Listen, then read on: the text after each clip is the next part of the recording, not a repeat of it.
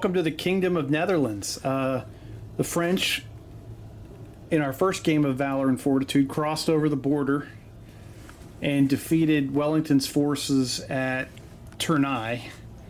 I didn't even know, I didn't even have that named yet. I just kind of figured out I'd add a map to it after the fact. So just kind of trailed back off to the northeast, or a little bit to the east, excuse me. More to the east than the northeast. The next town over is Leuze, I think L-E-U-Z-E. It's on a river there, but thought I'd have the next battle there. And the French have moved on to the field, and now they're opposed by by Wellington again. And now Wellington has got a pulled together brigade of Russians, Austrians, Prussians, yeah, that's right, and under the command of one of the Prussian aristocracy. Kind of got through, the first unit to get through that arrived in time, and they joined the British on their left flank to try to stop Napoleon. I think it's 3,000 models on the table. Going to be using Valor and Fortitude. I appreciate everyone who got back to me and let me know my mistakes from the last game. I definitely screwed up a couple things, but heck, I'll probably screw some up this time, so I appreciate you guys. You're awesome. We've got a built-up area down there, kind of reminiscent of like a Hougoumont. That's going to be garrisoned by 2 battalions of the King's German Legion. Rest of the British there in the center, and they got both sides have their cavalry up here on the north end of the battlefield. This double built-up area is the big terrain feature. It's got a southern half and a northern half, so there are 2 units inside here holding it. So there can be fights. If one side collapses, the other side can be, there can be fighting within the built-up area, which will be kind of neat. I think there were rules for that, so we'll try them out. Got a little field to the right with a little bit of light cover with some bushes around the field that the Hanoverians, the rest of that brigade, have dug in at. Mostly, a couple woods here and there, but nothing too substantial. And some hills are the big thing. Features this battlefield. No roads, no water. Just going to be force on force.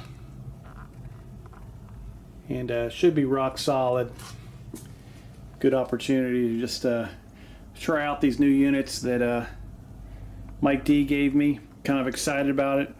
Add another brigade to both sides, and plus an extra couple battalions that are thrown in. The British got 2 more battalions, plus the foreign brigade of 6 more battalions. So British picked up 8 battalions. I think they already had 1 extra to begin with, and while the French picked up 5 line battalions plus 1 Visual Legion battalion. So I think the Allies are going to have 2 extra battalions compared to what the French have under Napoleon. First Brigade is 4 French line battalions under Brigade General Charlotte. He'll be leading the attack against the built-up area down on the south side. And that is all 4 battalions are from the 36th Regiment of Line. Directly behind him is General Grenier. He has 4 French line battalions from the 70th Regiment of Line. He'll be supporting him. Both of those gentlemen have a artillery section which they bunch together on top of that hill there to fire in that won't obstruct their attack. In the French center is 3rd Brigade under General Peugeot. He has 4 French line battalions from the 69th Regiment of Line. He'll be going up against Carmichael. See what he can do, baby. Directly north of Peugeot on the line is General Bru. He's commanding 4th Brigade with 4 battalions of the 27th. 5th Brigade on the far northern flank of the French, commanded by General Deslauret, is 5 battalions of the 105th Regiment of Line, newly arrived, ready to do battle against their best friends, the Russians. General Jamin is back to command the Italian Brigade. He's got 4 battalions of the 4th Italian Line, or infantry regiment. He's kind of in reserve back here. General Campi is excited. He lost a young guard battalion he had with his last command, but now he's picked up another Swiss battalion, and he's picked up another Vistula Legion. So he's got 5 battalions making up 7th Brigade, and he also has an artillery section. So he's ready to go forth and do some good stuff too. General Clouseau, he's back. He's got the Guard, 5 line battalions. Picked up that 2nd Young Guard line battalion. So he has 2 Young Guard, 2 Old Guard, and 1 Middle Guard battalion, plus 2 artillery sections. Going to make Napoleon proud when he commits his final reserve here, as they make their march towards the coast to reclaim the empire. And then General Amiel's back, leading 9th Brigade, the French cavalry brigade with 5 cavalry squadrons. Towards the northern end of the line, slightly in reserve, is 1st Brigade.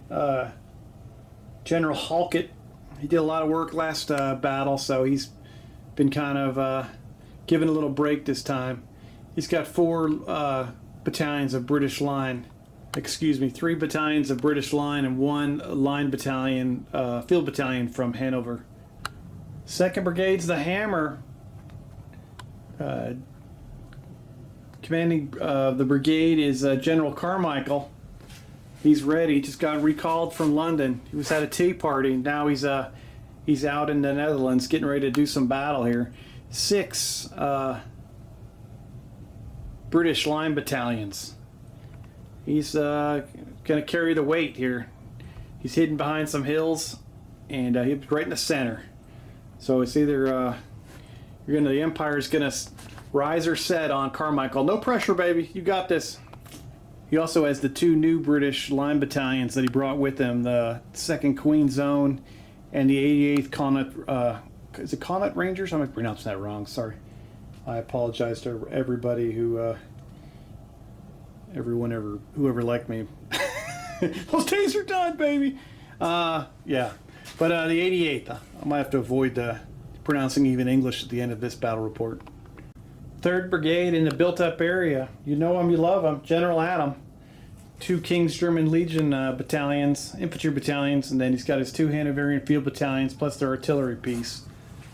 I kind of broke the rules a little bit, put the cannon in there. It'll supposed to have 1 unit per built-up area, but put an artillery piece in there. It'll be all right. General Pack will not be holding himself in reserve this time. He's going to be committing down the southern side, help defend the British, take pressure off the built-up area that King's German Legion is holding with his 4 Highland infantry battalions. 6th Brigade is General Kempt, kind of in reserve, but yeah, he'll be ready with his 4 infantry battalions. They're ready to do some battle. Got the 35th there. They're always willing to go the extra mile. General Johnstone is just to the south of General Carmichael's unit, helping hold the center. And they're in front of General Maitland's 7th Brigade with his 4 guard battalions and their 2 artillery sections. Plus they've got Wellington up there. General Johnstone also, they put their artillery piece up there on the hill too to fire at the French as they come in. So plenty of guns as the French cross over that kind of mound here in the center. And the most fancy man award goes to General von Steinmetz of the Prussian aristocracy. He was able to force march ahead of the rest of the Russian and Austrian and Prussian command, and was able to arrive at this battle on time. He's got a 8th Brigade with 2 Russian line battalions and 1 Russian combined grenadier battalion. They ran so fast they lost their flags. They're on their way from GMB in England. Or get them drop shipped. They'll be here soon. Austrians, I was able to salvage those from Mike D's stuff, and I got an Austrian militia. I'll bet they'll do phenomenal. Every time I do militia stuff, they're non-stop. I did do a kind of a cool thing. Their commander's on a horseback. He's some rich, pompous estate guy who just dressed up all of his servants in uniforms and brought them out here. He's like, yeah, let's go do some stuff, guys. I bet they're thrilled to go up against Deslauriers and his professionals. They're going to drive him into the ground, probably. And then General Ponsonby's going to try to redeem himself. He got himself in an L-shaped ambush at Tournai and was forced off the battlefield, especially when I read the rules wrong. So it didn't help him at all. But he's ready for some payback, and he is glad that I know how to play a little better than I did last game. So that's it. Looking down the battlefield, looking down the French lines. I'll go down the British line too, but you can see the some good hills. Should be some good stuff. Russians looking to make a name for themselves on the battlefield. If you don't know, this is a 17-foot, is that what it is? No, 15-foot by 7-foot wide gaming table with teddy bear battle mats from a company that went out of business called Killing Fields during the pandemic. Wish they'd come back. I did find some videos on how to make these things, so when I do go to the attic and expand, I'm probably going to add another 7-foot by 5-foot section onto this battlefield. I'm going to take a shot at trying to make a 4th one, so that should be fun as heck. And but that's still, well, I don't know when that's going to be. As soon as I can. The basement's great, but the basement is dusty as all get out, so I need to get upstairs. So just hold on to your hats. Going to get into the fate phase. The French will get to go first this game because they are on the attack and they have less points. So, okay, let's get it on. All right, it's go time. We're going to pick a fate card. See how many times I can not screw up. Napoleon is first. He's using the corner here until somebody advances. The old Queen of Clubs, got to be something good. All right, pronounce it at home. Attack and outtrance, I guess. But I'm sure it's more, got a little bit of French spin on it. Kind of pumps up a brigade for a phase during the melee turn. Give that extra boost. French artillery is going to open up across the line. Every gun, or every artillery section except for the Vistula Legion has a target and are going to unload. We're going to start up here on the north side with Mike D's unit, and they're going to unload into the Russians. All right, the Russians about to get their baptism in fire. A line battalion. The Russians don't even flinch as that artillery round crashes into the ground in front of them. They are unfazed. The French. Mike D has to talk to his gunners. They're going to adjust. That look of scorn on his face. Not happy with his artillery. The 2 guns from the Guard Brigade, along with 4th Brigade's artillery section, we're going to try to take out Royal Field Artillery, just Royal Artillery, excuse me. There's no horses around here. And they're going to get 3 shots. 1 main shot and 2 in support. Royal Artillery section takes a casualty. Well, these 2 artillery pieces are going to fire at that King's-German Legion battalion. It's kind of silly, but still they're doing it because it's the closest casualty, closest target. Would be 2 shots because of the fortifications rounded down to 1. French gunners are starting off the way they did last battle. Swing over here to the left. These 2 sections are both going to fire 1 dice. Their closest target is that gun. So that's their target with 1 shot. That gun takes a casualty. All right. That's the end of the... It's not the end of my cup of tea. It is the end of my cup of tea. That's the end of the French firing phase. Now we go into the action phase.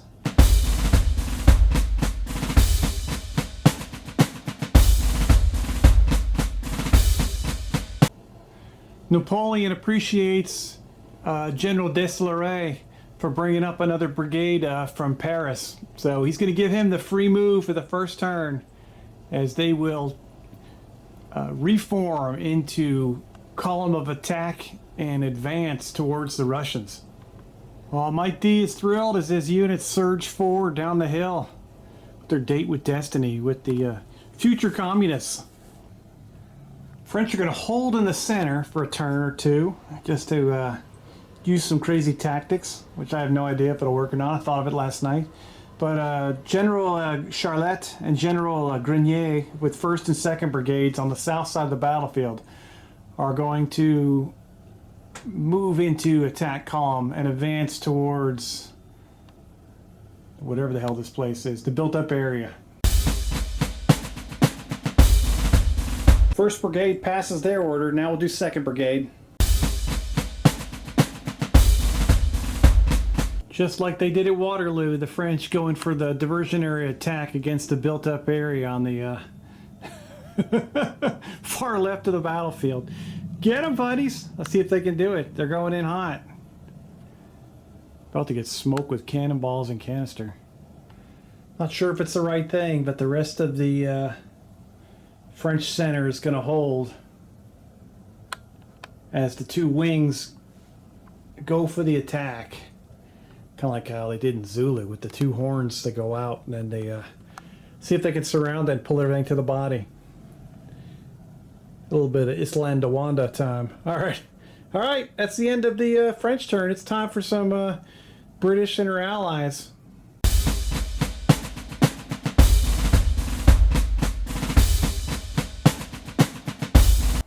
First up for the Allies, the Royal Artillery gun assigned to the Russian brigade is going to fire straight ahead. 2 dice into that attack column coming down the hill. Mike D, not happy about it, but it's got to. This is what happens when you frontal attack, baby. They get walloped for 2 losses. Oh, British gunnery showing why they're boss. Next over, this artillery section is going to fire at the Vistula Legion in range. No, it's not Vistula Legion. Excuse me. Just a French line battalion. Still love them. And they're going to get fire support from their gun to the right. 2 dice. Hitting those gentlemen. A battalion takes a loss. The extra blue dice in there, sorry about that, but had no impact. No clear shot for the British artillery main battery. They got to wait till the French move their move in the center. All left is this disaster over here. They're going to fire into this lead battalion. It's going to be 4 shots, I believe. Let me see if it's more. Hang on. Yes, it will be 4 shots. The King's German Legion will have their firepower down to 1. The 2nd King's German Legion will add their fire support, making it 2. And the artillery doubles their support with canister, pumping it up to 4 shots.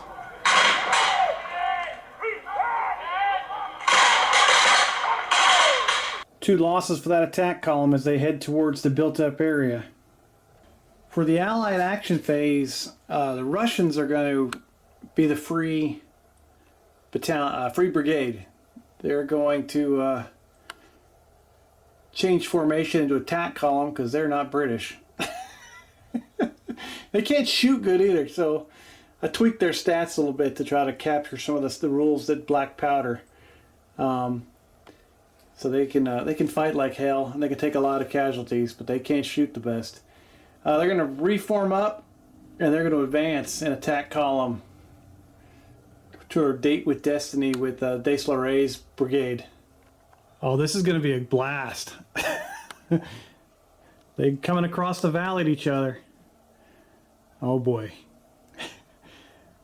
They're going to be reliving the, what's it call it? The, oh shoot. The Great Redoubt at Borodino. Or Borodino, whatever. Borodino, sorry. Or the Fleshes, are they what they're called? Oh gosh. Yes. They're gonna go at it. It's gonna be a great fight. And the other British brigade that's going to move is going to be the Highland Brigade under Pack. They're going to try to pass an order and advance along the right flank. And the Highlanders were able to do a double move because of they were able to stat at 18 inches of the French. So they move up, and they are they're not going to sit out this one. They're coming at them hard. That should end the... There's no rallying because I think everyone that took a casualty fired. So yeah. So that'll end turn 1. Oh, what a freaking game. I cannot wait for that Mike D on Mike D models down there. That's going to be next turn probably. Good stuff. All right. We'll see you in turn 2 where the action's already heating up. But first, guess what? I screwed up. I didn't do the fate card for the British. You can't come to this channel without expecting a massive amount of mistakes. So staying true to my channel's message. Here we go. Whatever 2 of diamonds is, we're going to figure it out. Well, it's a pretty crap card. Tide of Battle. Have to play it immediately. It's the only card in the deck, so it gets shuffled back in randomly. Now it's time for turn 2. All right, guys. Sorry about that mistake. Won't be the last.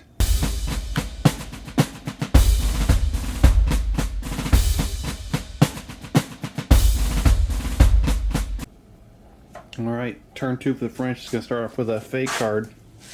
They got the Queen of Clubs already, now they're going to add the 3 of Clubs to that. That's the old Confusion card. Play that at the beginning of the British phase and they lose their free movement. Their free action phase, excuse me.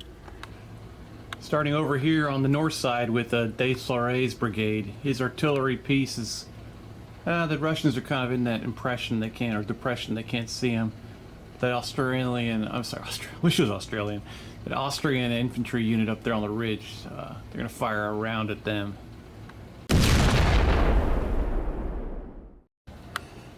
General Deslauret's getting ready to go over here and execute these guys. It's guillotine time. We have the Reign of Terror on the French artillery section down the north end. Moving on to the double guns. It's actually triple guns. I can't count. They're going to fire a barrage at the lone rail artillery piece out in the center.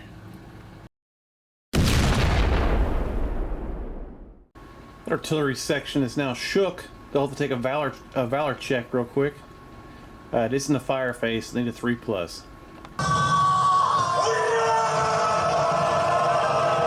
They get to stick around, but they got to start thinking of a new location to hang out in.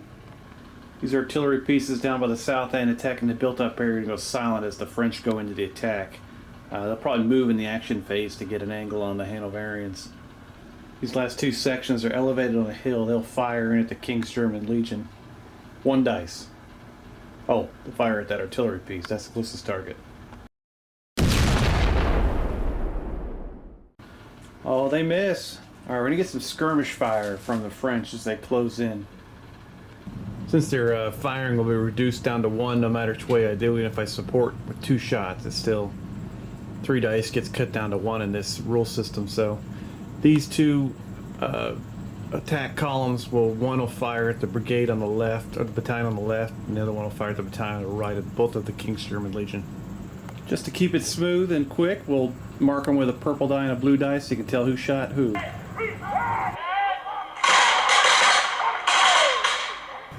Both KGL battalions in the built-up area suffer a loss each, which is great for the French. Deslauret's attack columns are going to fire as they close in. The battalion closest to us will fire at this Russian attack column, and then these 2 will combine fire and get 2 dice on that Russian attack column.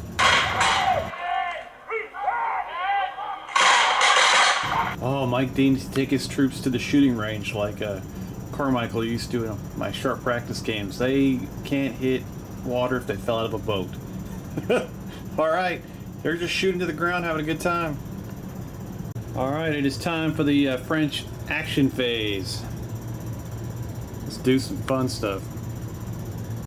Alright, for the free move, General Peugeot is going to be tapped by Napoleon. He's going to reform into attack column and advance to the left. towards the Hanoverians into what kind of could be a sand pit, but it's actually a little field to the right of the built-up area. His troops begin their advance with that hill covering them towards the Hanoverians. Also, their artillery piece moved forward 4 inches to support the attack against the Hanoverians' position. Alright, returning to the north side of the battlefield, General Deslorey trying to get something to go right here. Try to beat a 1 and we'll advance towards the Russians.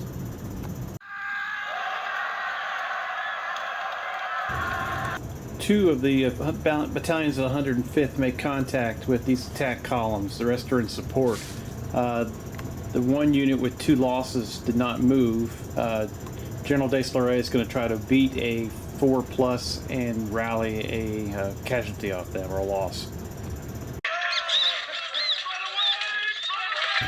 Too much pressure down there within a foot of the of the Russians. The Germans aren't too far away either. They're up on the hill, huh? Alright, so that's a no-go for that brigade. Move on to the next one that's going to move. First up, General Charlotte is going to try to go in against the built-up area over here. 2 battalions of the 36th go up against the King's German Legion's built-up area on the right. 1 battalion on the left here will trail behind. The Land Battalion supports, and General Charlotte will try to rally a casualty or a loss off this battalion here in the rear. He is at 13 inches, so no, he's at 12. Sorry. Huzzah! Successful rally. French are down to 1 loss with that battalion, and then the final French brigade to the left, General Grenier's brigade, going to start moving towards the left to cut off the Highland brigade that's closing in on them. They sweep to the left, getting ready for their confrontation with those buggers. Napoleon will also, now that he's got a gap opening up, the Highland brigade expanding the French flank to the left now. It's kind of taking away an attack force against the built-up area. I wanted to go in with 2 brigades, so I'm going to counter that and start sweeping the Italians to the left if they can pass an order. They were able to stay outside of the 18-inch range of the British, so they pulled off a double move as they start flanking to the left. Their artillery piece also moved up onto that hill to begin firing on the Hanoverians on the next French fire phase. Alright, so the French start a little sweep to the left here, starting to commit some reserves. Still got a bunch of stuff in the center here. I think they're going to hold for now, see what the British do. And the cavalry's still holding, and we'll go on to the melee phase. We'll start on the north side with General Deslorey's brigade. Alright, first hand-to-hand fight. Let me add up the points here, see what we got as the French go in against a Russian line brigade, or battalion, excuse me. This unit here did not make contact. They were about an inch short. But the battalion behind them did make contact with the Topolsk infantry battalion. So we'll get a 4 dice each as these gentlemen square off. Support-wise, it's going to kick it up to 5 each, I believe. As the Russians are supported by their Grenadier battalion, and the French are supported by their sister battalion from the 105th.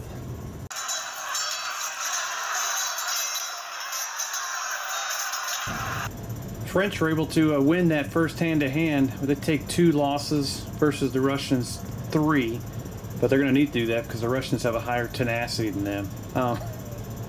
Russians are just tougher, man. Sorry about that, buddy.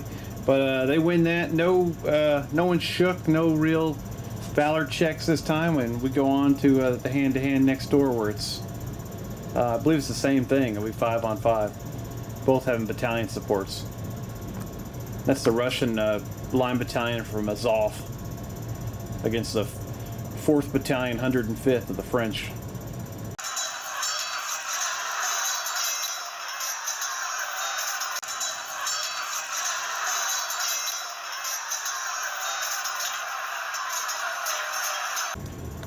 They hammer away at each other, both doing 3 losses to each other.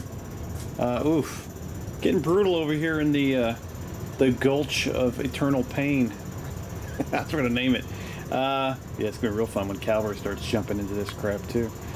So we'll move all the way down to the southern side of the battlefield. And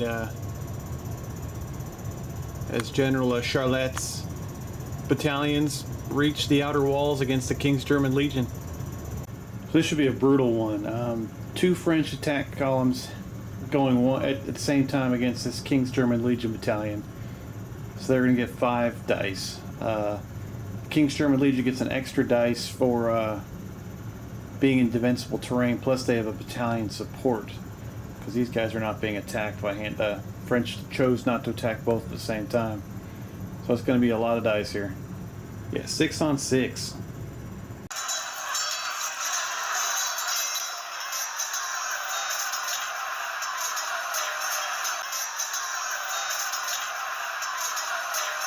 Both battalions suffer 3 casualties or 3 losses. Unfortunately, the KGL they already had a loss. So they're up to 4 and they're shook. No excess casualties for a valor check. So everyone's going to stay engaged at the walls. That'll end turn 2 for the French. As we move on to the British turn. I'm going to keep pointing over here so I don't forget to go over and draw a fate card.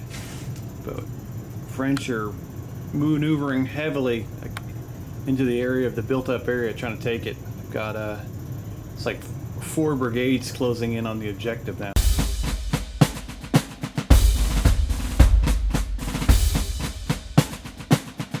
All right, British fate card, the 10. All right, capture. Good at the end of the game. They can get double points if they're holding the built-up area. All right, see what Wellington can see from his view. Can't quite see that French column advancing behind the hill. He knows they're happening though. He can see the flags moving. And he's not too concerned about his left. He knows those Russians are going to be boss. Probably concerned about this artillery section on the left getting hammered by French artillery. We'll see what he does about that. But Napoleon's center still there. Gonna have to reinforce the right. Oh yeah. Let's see who shoots. Alright, this British artillery piece is going to fire at that gun, at that attack column there with canister. I'm gonna rally these guys, but I think they can support with skirmish fire with 1 die. If not, we'll just have those guys do skirmish fire, and these guys will support with 2 die.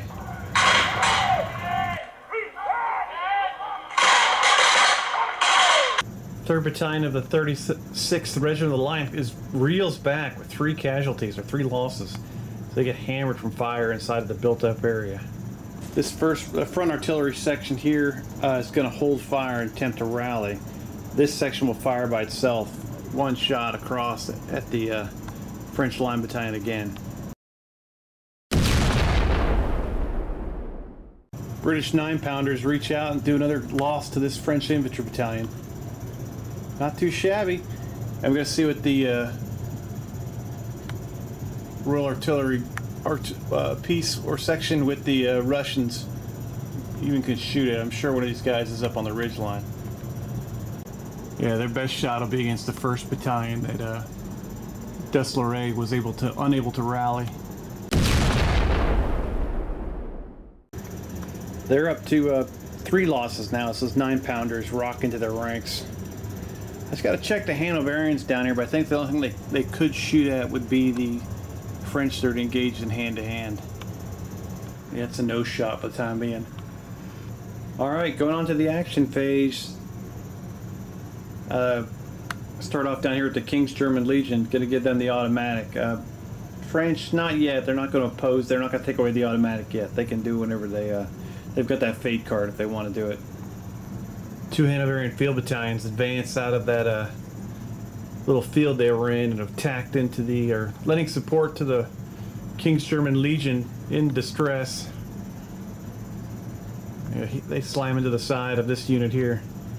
It's gonna be a big old mess now. Next up, they fired skirmish fire. They're gonna try to rally, and they're gonna try to rally a casualty too. Just marked one die with a purple and one with a red so I can tell them apart. General Adam was unable to rally either one of his battalions. They're not believing in him right now. A little bit of pressure from the French. Highland Brigade is about 14 inches from the French. They're going to reposition so they'll be able to get off a healthy volley before the French can attack them in hand to hand. The Black Watch on their artillery piece, along with the 79th, kind of fall into the edge of the trees, and they're ready to unload on the French as they come in. Oh, tricky little buggers. Okay, let's see what the British are going to start trying to move up the 35th and her three sister battalions into support this push by the French on their right. Alright, General Johnstone's going to try to get his battalion to move to the right. Then also General Halkett with his 5 battalions is also going to start trying to advance and put pressure on the French attack here on the side.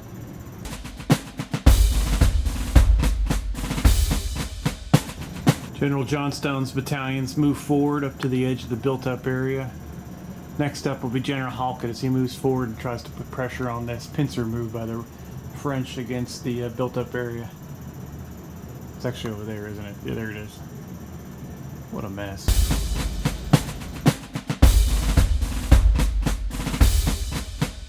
Oh, now it's getting good. Things heat up around the built-up area. Successful advance there, successful advance there. Hand to hand will continue in this mess. And then you've got that disaster in the trees over there. Looking good. Alright. For his first command since being created, General Carmichael tried to rally a casualty up his artillery section. Oh, that's not his artillery section. He'd do it if he could. He's a go-getter. You just hold tight there, Carmichael. You'll get your time to shine with your 6 guys. You're gonna have to fight the Imperial Guard. That's General Kemp's command. He's gonna try to do a rally. Not very inspiring, probably because of that command control confusion. Oh, they stay shook. And then we, starting to move over this disaster. Steinmetz is going to try to advance more of his troops into the battle, put more pressure on the French.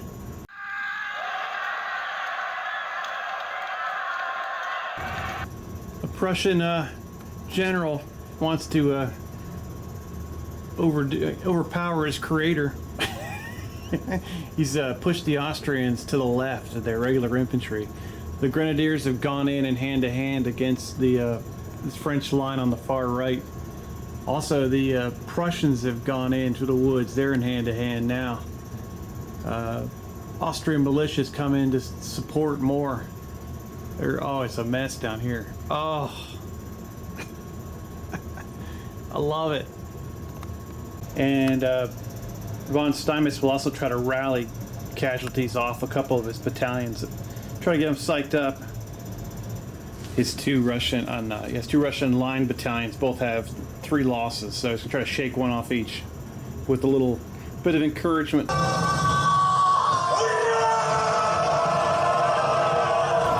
He's showing General Deslauret how it's done as he rallies a casualty off both of his battalions. Oh, there are. And they begin to hand-to-hand. Alright, first hand-to-hand is Russian Grenadier Battalion against this French line battalion. These guys are going to support them. These guys will support them. Grenadier Regiment's a little tougher in hand-to-hand. They have 5 dice, so we're going to be throwing 6 Russian dice against 5 French.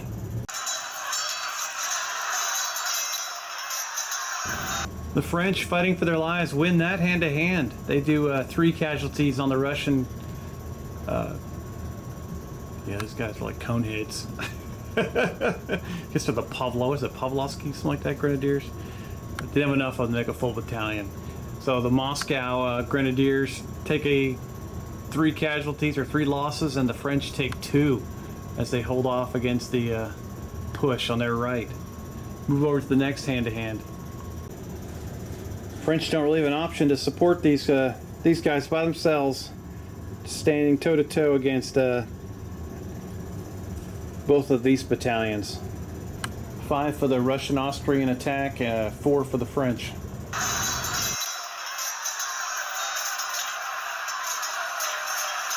French totally whiff. They go up to 4 losses, and they are shook. No excess casualties, so there's no valor check, but they're going to need some help here. And this final fight over here, we got 2 battalions in hand-to-hand versus 1, but there is a brigade support behind them. So the Russians and Prussians are going to get 6 dice because they're in contact, and the French will get 5.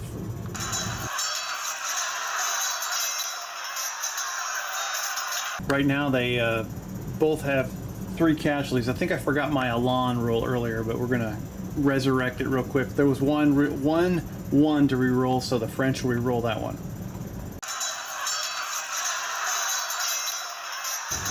It's getting ugly down here. French are gonna win that thanks to their Elan rule. Both sides are gonna be shook. Russians are gonna have 1 excess casualty. They'll take a valor test. Let's see how they do. Oh, they love it. They're sticking around. Typical Russians. I love what Ney said about them. You have to shoot them, and then when you think they're dead, go back and stab them again so they don't get up behind you. Something like that. No, the quote wasn't correct, but and of course it wasn't in English. But wow. Russians pass their valor check. Continue the hand-to-hand that is savage down there in the gulch. This giant hand-to-hand here is going to be ugly. King's German Legion shook. I think they lose a die, correct?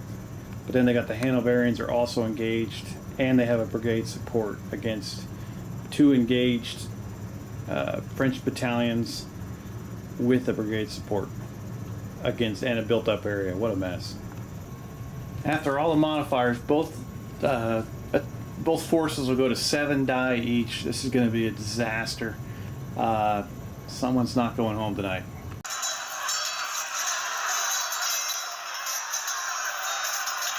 The combined German Hanoverian forces come with 5 hits against the French 3, so they're going to win the hand-to-hand. With no 1s to re-roll for the for the French, for their Elan rule. They were already at 3 casualties. They're now shook with 4 losses automatically. And I think they have to take 3 valor checks. Have fun. Lots of dice, lots of problems. Good luck.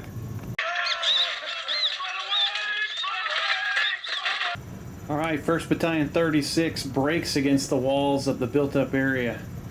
That puts a fortitude check on General Charlotte, which the melee phase ends, so we'll do that right now. Alright, he passes that like a boss. He needs some support. Here come the Italians. Campy coming to his rescue. Plus artillery pieces. Should be savage. That's the end of turn 2. As we've got Highlanders in the woods, French swinging out to meet them, Germans holding off and fighting like demons inside the walls, getting support from British units moving up. And then we've got another push here by a little counterattack by Wellington as the French were trying to isolate the built-up area. And the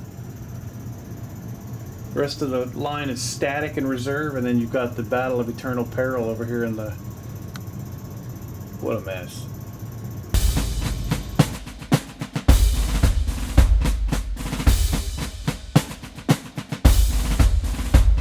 Alright, time to draw a card. French turn 3. Oh, I think the King's a big dog. I want that, the Grognards that I got last game. That was the Jack, I think. That was a freaking awesome card.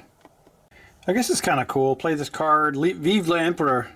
French brigade successful activates. Adds 6 inches to the move distance for the rest of the phase. Alright, starting on the north side, the only real clear target the French gun has is the British gun on the far hill. They're going to fire one shot at those bad boys.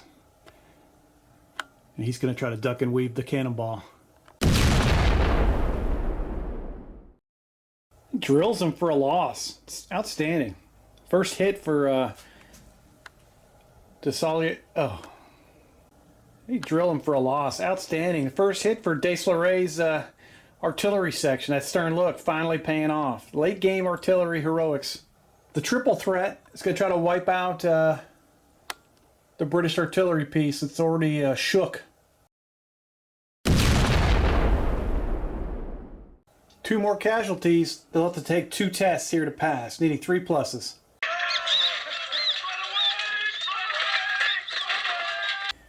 They're blown to bits. That's a that's going to be a loss for them. So Doug Carmichael is going to have to. I put the fortitude check on the wrong thing. That's for Dougie. Have fun with that, brother. Now, I was talking with a couple friends of the channel on my pre-deployment positions for artillery, and they weren't the best. But within the confines of, you know, where I put down the terrain, and then you have to keep your artillery piece within 12 inches of your general, otherwise you have to send messengers to even get them to fire. It's a real pain in the butt. So I ended up with some real sketchy locations for firing positions, especially with this giant hill here in the middle of both of these little ridges. It made artillery selection locations difficult. I think the best places were on the flanks in this particular battlefield. And it's kind of paying the price for it. You don't pick the good terrain on all the time. These 2 artillery sections in 12 inches of that Hanoverian Field Battalion, they're going to unload into that attack column with canister. So we're 4 shots hitting the Hanoverians. That Field Battalion from Verdun takes 2 losses as they get drilled with artillery. Could have been worse. Best shot these guys has is firing at the Highland Brigade out front there. Everything else is kind of sketchy. A little bit too close to the French units. Even firing across there into that built-up area is a bit of a tough shot now that that unit's cut in front of them. That's probably the clearest shot they've got. They're going to go for it. They suffer 2 losses from artillery fire. Oh. Is that the end of the shooting phase? I think it is. Let me just stand up and look real quick to make sure I didn't miss anybody. Alright, Napoleon's going to tap General Bru and the French 4th Brigade? Yep. Sorry, my camera, when I went down to read. They're going to change formation into attack column and move to the right to start supporting General Desailly, just in case he can't defeat the Russians. They start streaming off towards the north, working their way over there. Working my way. I'll stop singing. Sorry, I'm feeling close to Christmas. I start singing. I'm hoping to get this video out before Christmas, so hopefully it's not after Christmas or I suck. All right, so they start moving towards the right there. I look at Desailly and see if he has any options besides rallying, which I know that's a big priority. He's got I gotta think about this. All right, the battalions are marked. They need 4 pluses. Going to try to rally a casualty off everybody. Mike's in the middle just screaming, "We got this, baby!"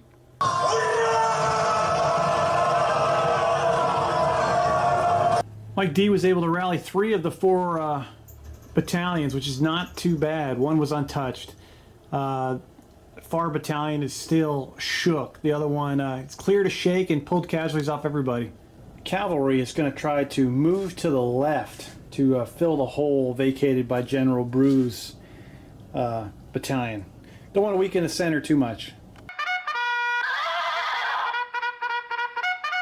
They did a double move, staying 18 inches away from the British. They moved over 36 inches to their left, occupying the center. Oh, huge, massive cavalry ready to go. I'm going to move my charting headquarters over to that big spot they vacated. The Imperial Guard is going to hold, eat some cheese. So will the 3 Polish Vistula legions, along with the new Swiss So those 5 battalions are holding steady. Move on to this battalion here as they race across the battlefield. All right, Peugeot is going to get the order to advance and attack the British.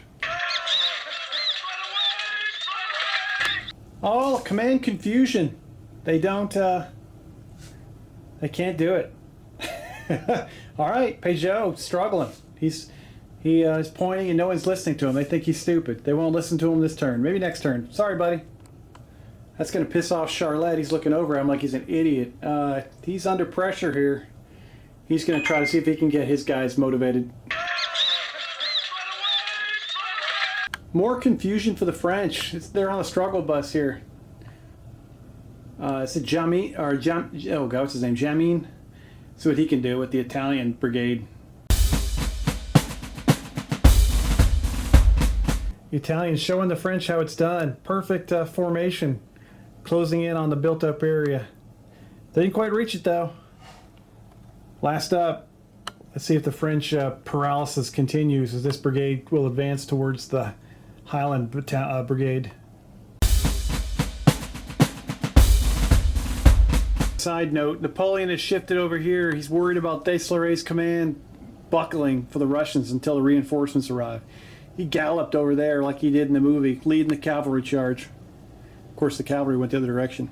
French know they're going to be short on this last move, so they're going to play their king card and get an extra 6 inches in attack. Ruin the Highlanders' plan and go in against the line.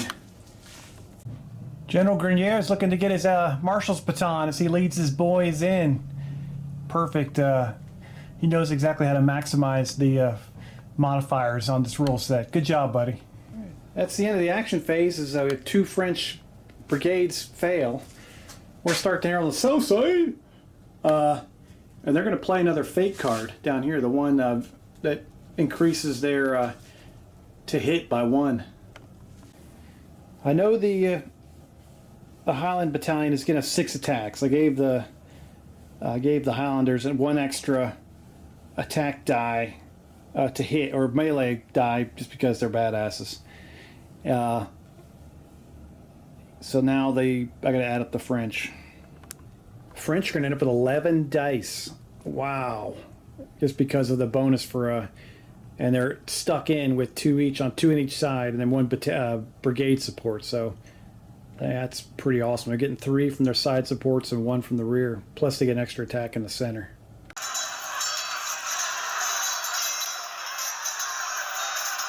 British hit 2.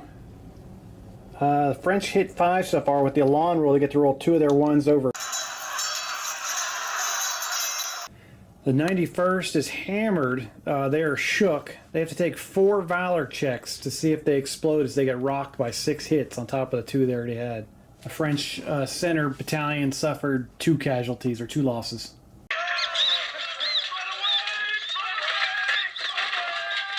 They fail that and they're routed off the battlefield, putting a fortitude check at the end of this turn on General Pack. So him and General Carmichael so far have to take a fortitude check. Wow. I love those guys. You know, they just finished on the Highland Brigade. They got destroyed. Different kettle of fish over here as a French battalion goes up against the shaken King's German Legion inside of the built-up area. 6 dice versus 5 favoring the British on this one, even though it's all German. The Germans inflict 4 losses on the French. They'll be shook. French are only going to knock 1 back onto the King's German Legion, who's already shook already. They will have 1 reroll. There's no point really because they're already shook, and they're going to lose the hand-to-hand, so there'll be no Fortstone Valor check on them, so it's all going to be on the French. They are shook. They're up to 4 casualties. Their tenacity is 4, so there's no Valor check on that. They didn't exceed at all. And then we come down to Mike D and his battalion struggle against the Russians. I'll start off with these guys right here. 4 dice against 5 over in this battle. Russians had the advantage with the Germans.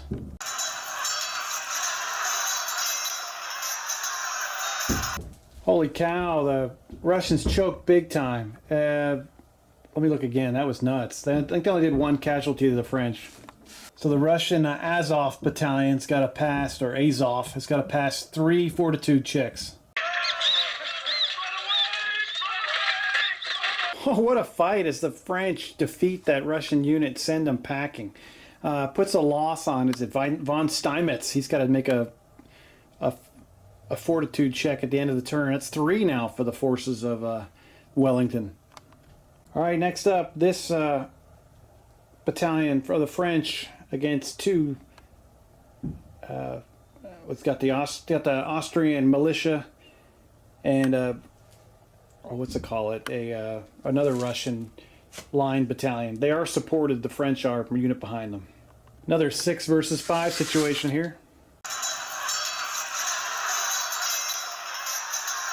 The Russians decide to roll 5 hits, and the French decide to roll every single 2 in the world. They could have used some 1s for some rerolls, but they are absolutely destroyed with 5 hits. This battalion's got to survive 4 Valor checks.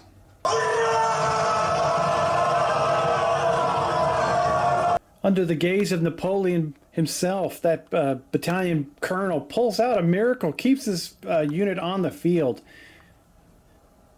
General Deslorey is pumped. He's going to promote this guy, or he's going to take him out back and shoot him for trying to steal his position. But he's sticking around for the next, at least he'll get to the next phase. And last up, it's the Moscow Grenadiers against this unsupported French battalion. And the Grenadiers have got 5 dice plus 1 from brigade support, so 6 against 4. Mike D's looking for a shovel to jump on in and help, but no such luck, buddy.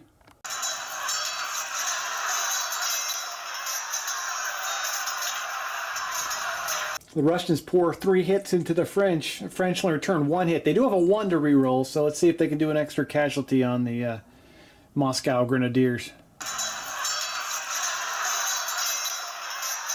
Valor checks as both sides reach their tenacity and both become shaken. That ends the hand-to-hand. That ends the French turn 3, but we do have 3 fortitude checks for the British. All right, the battalions have all, the brigades have all been marked with a die. Let's hope General Carmichael could pull it out. So von Steinmetz fails his test. His brigade becomes a wavering brigade. Every unit within 6 inches of an enemy unit takes a loss. So that's like his entire brigade except for his artillery section. Any unit that shook routes. So he's going to lose his Moscow Grenadiers. Oh, that's huge. Mike D celebrates in their defeat.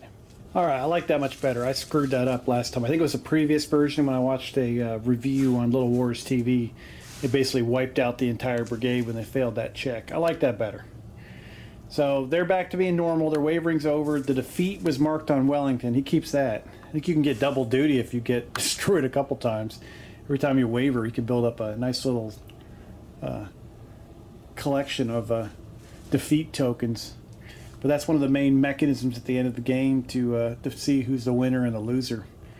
Okay. That is the end of French turn 3.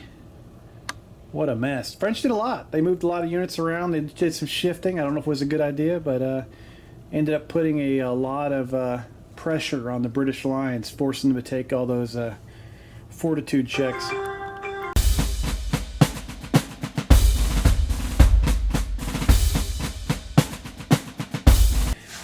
The British start their turn with an ace. I can't remember if that's good or bad. Not too shabby. All-out attack. Play this card at the start of your melee phase. Add 1 to the melee value of friendly units within 12 inches of your general. So you're bringing your general to the front line and calling for the attack. All right, starting for the British, they're going to fire this artillery piece right back at that French unit that's kind of sticking up on the hill. I've hit them a couple times. Might as well. If it keeps working, keep shooting them. Deslorey is so thrilled that cannonball finally missed. British guns have been sniper city. Now that the French has shifted to the left, this gun will fire at that trailing French battalion as it goes across the the battlefield there. I should have shot 2 dice with this gun shooting at a compact target. That's my fault. No takebacks. Sorry. These guys will gain the benefit of my canceled ignorance.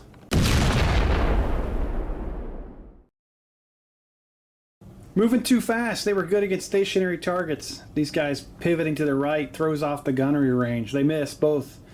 The ball flies wide. Just getting at eye level, these guys, see if they could fire at those French on the hill, but it's like barely their heads popping up. They are not shooting. Hanoverian Field Battalion will skirmish fire against this far right artillery section.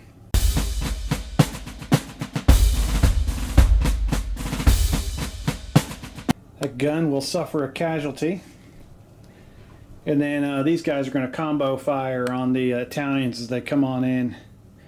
Actually, the closer target might be these gentlemen right here. So they have to fire at the closest target. So the gun will fire 3 shots, and they'll be supported with 1 from them. So 4 shots against these gentlemen. If Major Winters was here and Dyke was commanding this French battalion that's struggling with the attack, he'd be sending spears in to replace him. Things are going wrong over here. Just can't get any traction against the walls. This battalion is blasted. Has to take 2 fortitude checks to see if they can survive. Or, sorry, 2 valor checks.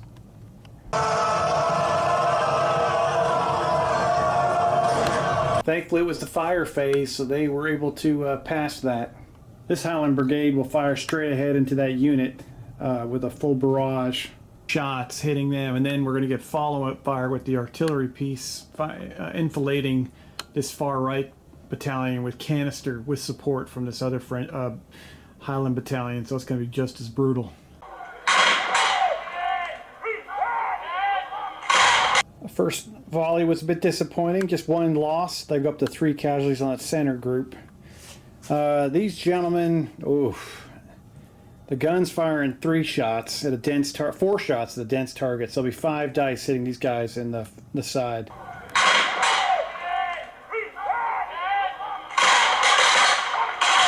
And that was a very sad barrage. Now just remember, disciplined fire. They can re-roll 1s, but all the units involved have to have disciplined fire, and artillery pieces do not. So that was on. They had to go with all the dice. You weren't expecting to roll 3s and 2s and 1s. All right, I'll start up here on with von Steinmetz. The French are going to play their 3 card and block the free move, so he's got to pass an order. Von Steinmetz sent in his Austrian line battalion against this French line battalion, and the other units did not move, so he's going to try to rally 4 units, and they're already marked with die.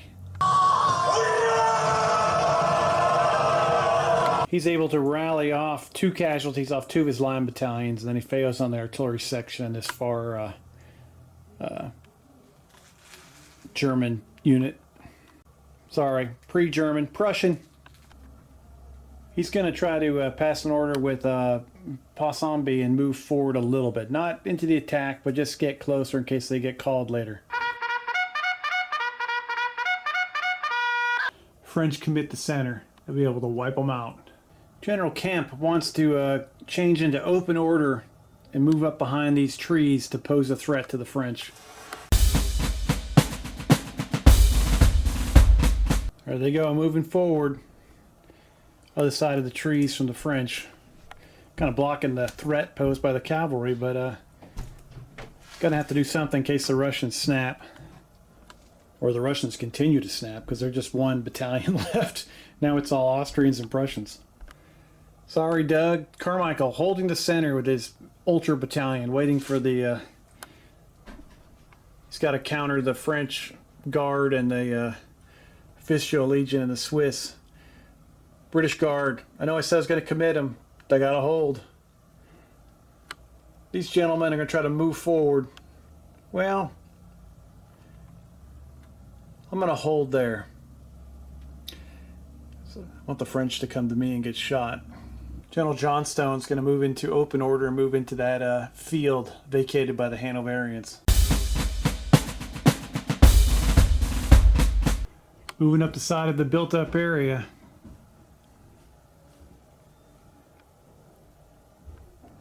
British are forming a solid defense over here, as long as the, well, as long as they don't fall apart like everything else does, right?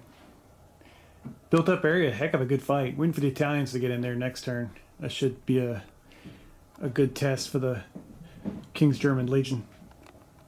This whole situation over here on this side of the battlefield is just, it's brewing into a disaster. I love it. All right.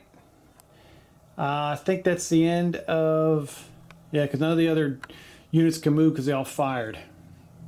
Start off with the Austrians against the French unit that's already shook with no supports.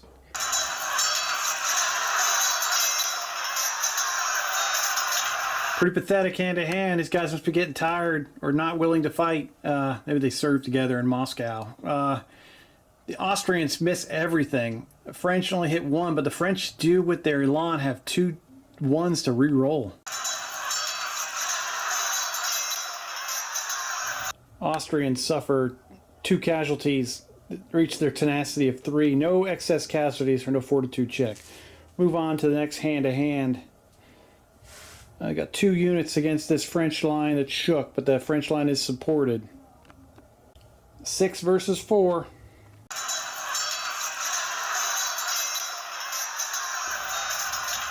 Russians hit a home run with 5 casualties against the French. French do 2 back. They have 1-1. They're going to re-roll here. The Russians now have 4 losses. The French, this is going to be difficult even for Mike D under the eyes of Napoleon. Yeah, 5 fortitude checks of 4+.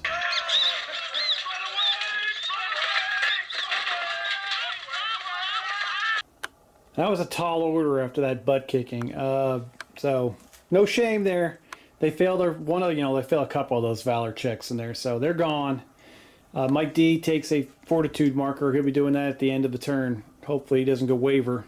Napoleon's there to give a bonus. Had a feeling that was coming. Poop, I removed the wrong brigade. Or battalion. Let me move them over, and we'll just take their spot instead of bringing them back out of the box. There you go. That's more correct. Last fight over here. It's just a 1-on-1. But I think it's going to be 4-on-4 dice rolling because the Prussians aren't supported and the French have a brigade support but lose a dice because they're shook. The French win that handily. 4 casualties or 4 losses on the Prussians. They are now shaken, and that's the end of down here in the Gulch of Despair. I think we're just heading over to the built-up area disaster for the last little fight there, whatever's left. 4 for the French, 6 for the Hanoverian King German Legion combo action.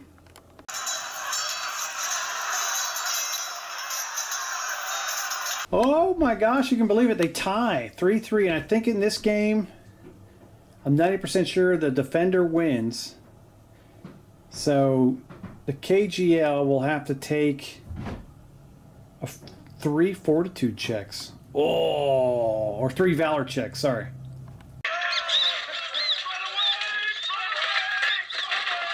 And the French are having a house party in the first part of the built-up area. They've got control. Oh, that's huge. Just in time for the Italians to arrive next turn. The unit that does occupy is pretty much beat the heck up. But they're in there. Hanoverians like, where'd everybody go? King's German Legion, they scatter, heading back into the Kingdom of Netherlands to go look for a beer. So we just got 2 fortitude checks. One for Deslauriers that gets the bonus from Napoleon. And I think it's one for, is it Adam who's in command of the down here, I believe it is. Maybe I'm wrong, but 2 fortitude checks.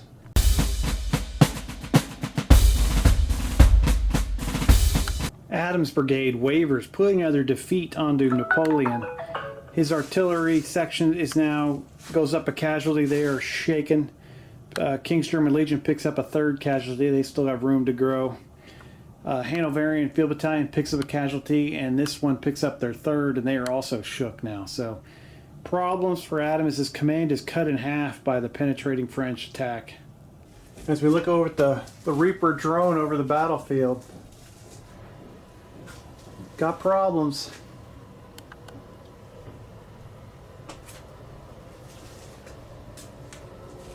French are pushing. We got reinforcements in the right places, though. I think everyone's making good moves. This is insane over here. These guys are just going at it. Those two flank sides are amazing. At some point I have to commit the center here.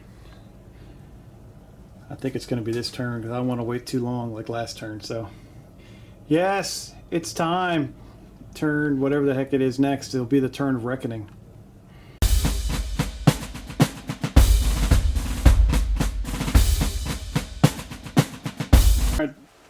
Fate phrase, 7 of clubs. Still looking for that jack.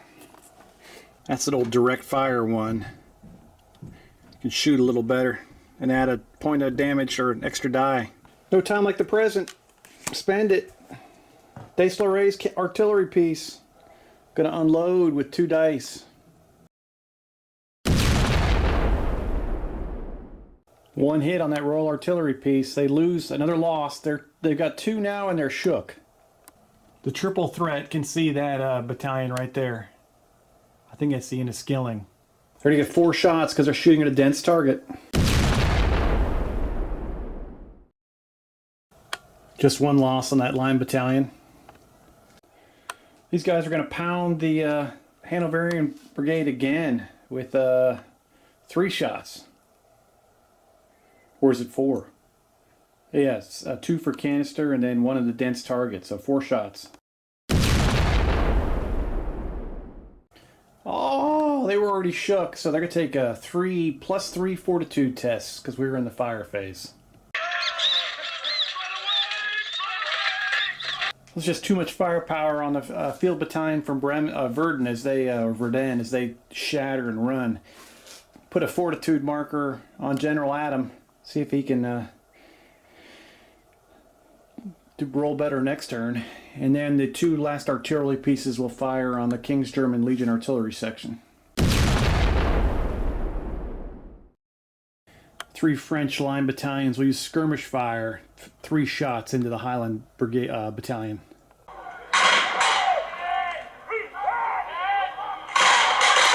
Great shooting. 3 losses for the Cameron Highlanders from those French line battalion skirmishers.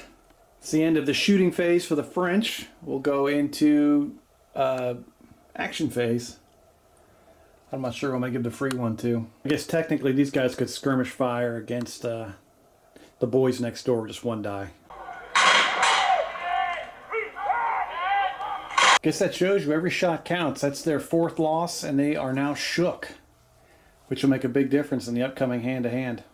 I'm going to give the freebie to, I believe this is General Peugeot, I believe. It's either Brewer or Peugeot, I forget. My fault. They're going to get the freebie from Napoleon. The front 2 line battalions go in and engage the British in melee.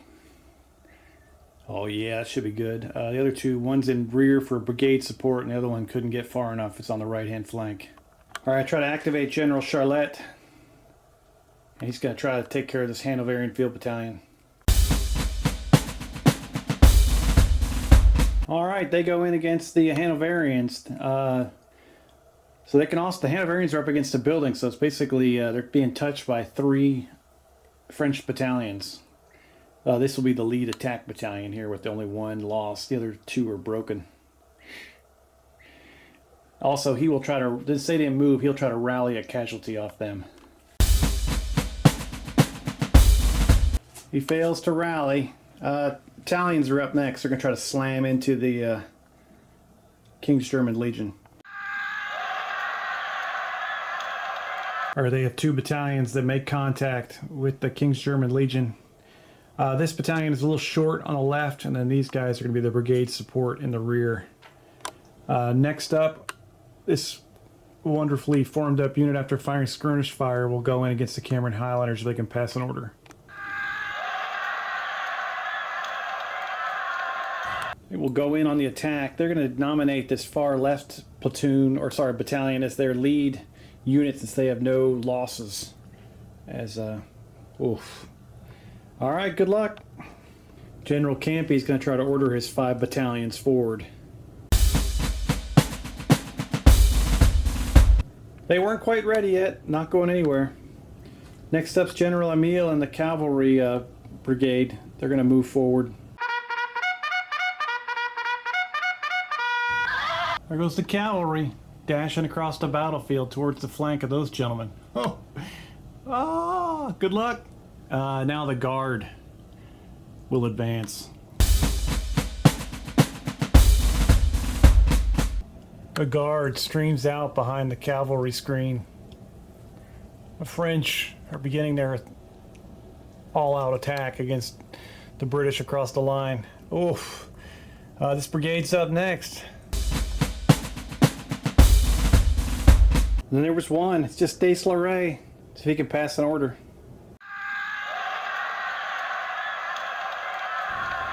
He moves up his 2 center battalions to engage the Russians and the Austrians militia, and then separately. And then he's going to try to rally his 2 outside battalions and get them both unshaken.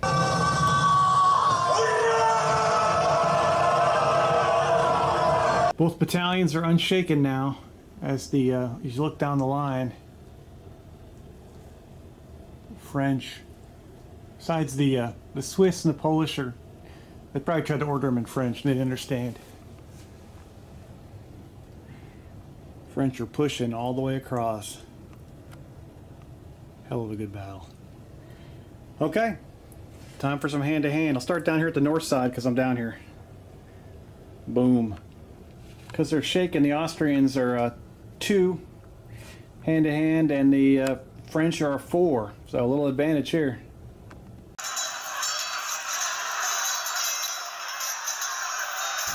Nobody hits anything. That's my kind of hand-to-hand. Just kind of playing patty cake.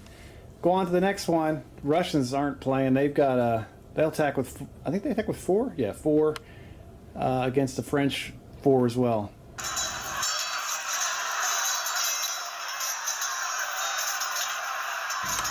Russians hit, I think 3 times. The French hit twice, but there was 1-1.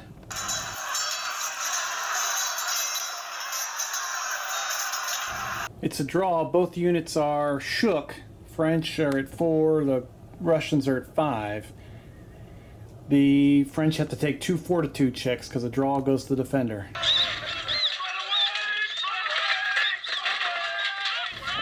They fail and implode, and they run. They lit a, now we have a fortitude marker on Deslauret for the end of the turn. Austrian militia against French line.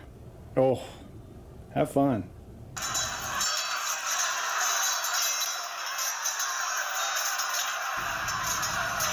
French hit twice. Austrians miss everything. French have one roll of a 1 over.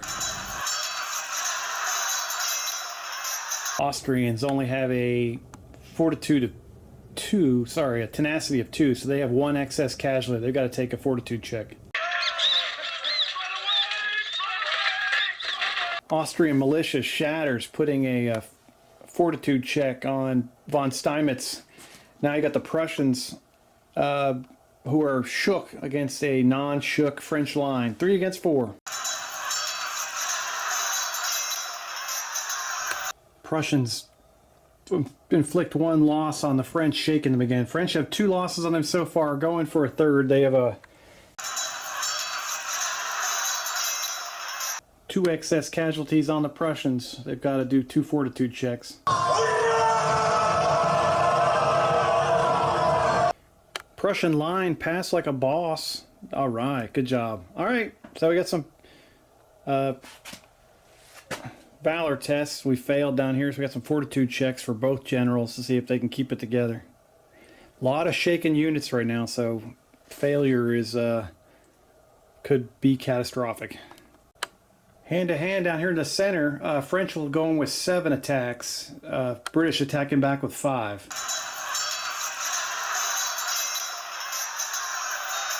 French inflict 4 losses, suffering back 2. They have 2 ones to re-roll with the Elan roll. 5 losses on the British. They'll have a Fortitude check. Sorry, I keep getting the Valor and the Fortitude backwards. Valor, I think, is first. Fortitude's later. So a Valor test for that British line. I think it's from Cornwall.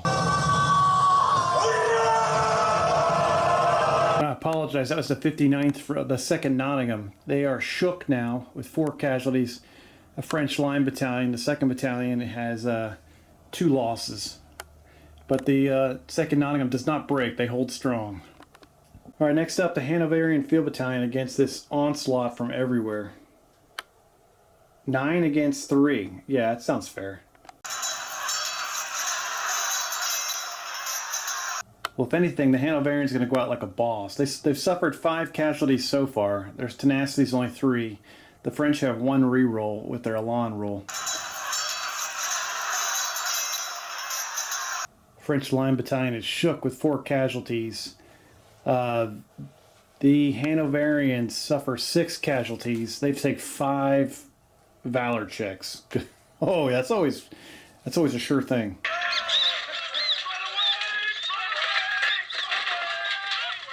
That's the 2nd Fortitude test on at the end of the turn on Adams.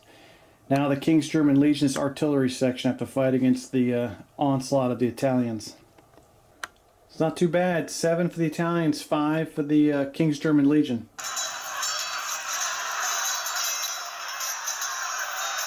Right now it's tied 3-3, but the Italians have the Elan rule, so they are get to re-roll this last die. Italians suffer 3 casualties on that front battalion. King's German Legion have to take 4 Valor checks.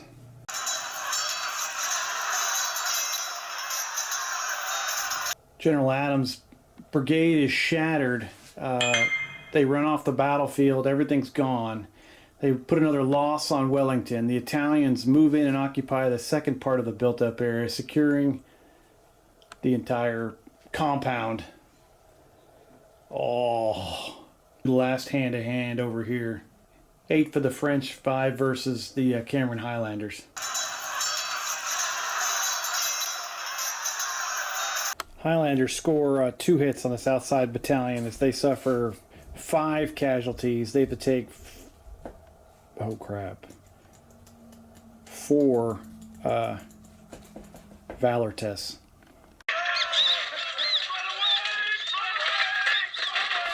They break, putting a Fortitude test on their general.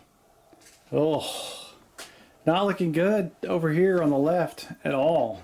Not looking good anywhere, really. Wellington now has 4 defeats on them. I think Fortitude checks, we've got 1, I think 3. 2 British and 1 French. So we'll see how that goes.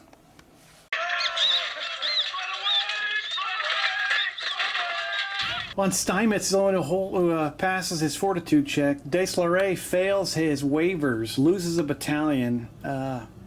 This battalion, both of these battalions take a casualty. This one becomes shaken again. Hanoverians, sorry, not Hanoverians, the Austrians and the Russians and the Prussians are just hunky-dory. Their same beat-up state they were before. That would have been catastrophic for them. I think everything was shook. That entire brigade would have imploded. So that was a hell of an MVP role for them. All the way down here, General Pack, he causes he wavers, and thankfully none of his battalions were hurt yet. So his artillery and his 2 line battalions, the Black Watch, and the other brigade battalion, I can't remember, they both take a casualty as well.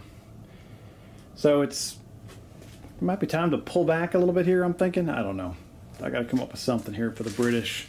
Wellington now has is it 4 defeats? 4 defeats. Napoleon has 1, and the French have taken the built-up area as the French turn comes to an end.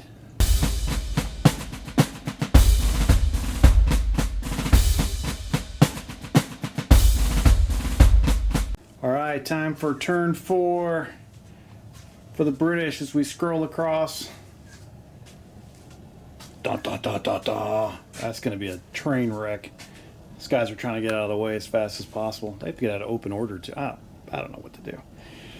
I really have just a couple thoughts before I get into British turn 4. I have not come up with a solution for the British to counter the French attack column, because they can just manch up, you know, kind of bring 3 guys to bear against 1 battalion and destroy them. I guess if I can hold out for a turn, you can kind of do a wraparound and attack them from different directions. That might be the best thing. But you have to survive that initial onslaught. I mean, you could, in open order, you can get the same amount of units, but there's a penalty for open order for shooting and for melee. I think you lose an attack, so that'd be a penalty across the board. Well, I'll figure it out. I'll keep on playing. That's just my random thought for I start turn 4, and it's time for General Carmichael to do something crazy. He's ready, baby. He's been ready for years. I kind of want this unit to rally, so I'm going to hold off shooting this cannon down here. Oh, I got to draw a fake card before I do anything. Sorry about that. I almost forgot. But look what a 9 does for the old British. They got to use some of these cards. 9, 10, ace. Need to play them all at once. We knew what 10 was. That's the objective. Surprise attack. Oh, okay, they get an extra move. That's kind of nice. And then, what was the other one? The ace is the all-out attack, so I know that one too. So, okay. I'm going from north to south. This unit's going to hold off firing. They're going to try to rally. This gun can see the cavalry, so they're going to fire right down the gut at the cuirassiers. They are densely packed, so it'll be a 2-shot. If you ever were wondering if human beings can be nice or not, oh my god, this was the second box came from Mike D. These guys are all on sprues. And there's some Highland guys down there. He wrote a really nice letter too. It was really freaking kind of cool. What a class act. I'm going to be painting Prussians and Austrians for the rest of my life probably. So yeah, just once again, wow. So yep. So my first 3D printing I thought was going to be English guys, but now I'm going to have to go to Piano Miniatures and print off 1,000 French to keep up with this bazillion Austrians and Prussians I've got. Wow, I don't even know what to say, man. I'm really Merry Christmas to me. Thanks a lot, brother. Back to the action. The cuirassiers take 2 blasts to the chest. They're closing in, but British guns are going to try to reduce them on their way in. From Carmichael's brigade, the 1st Royal Scots are going to fire into the Carbineers as they ride on by. 3 shots of with British with the also with the disciplined musketry. They'll be rolling ones.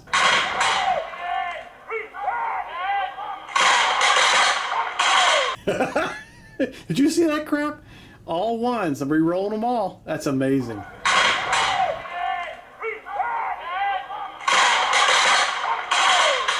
They blast them for 2 casualties thanks to the disciplined musketry. I was going to fire these guys, but I think I'm going to wrap around and try to do that tactic I was talking about. And a couple people mentioned in comments too. So, yeah, that's Halkett's brigade. I'm going to start rolling. We'll get 2 blasts of skirmish fire straight ahead into that French line battalion. They were already shook, so they have to take a Valor check, but it's a 3 or greater.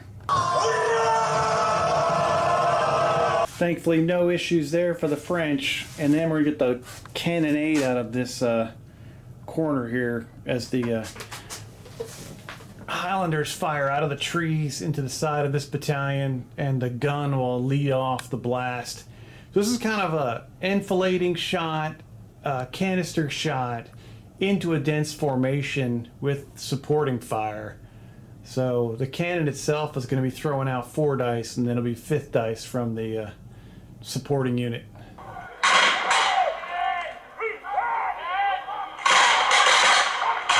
That far right line battalion now has 3 losses. I think that's the end of the British firing phase. Wish those cannons could shoot, but now it's time to start maneuvering. Those cannons can fire across at the Oh, someone's already shot the cuirassiers. They're going to fire at the Lancers then. That's probably the closest unit to them. So we throw in 3 shots.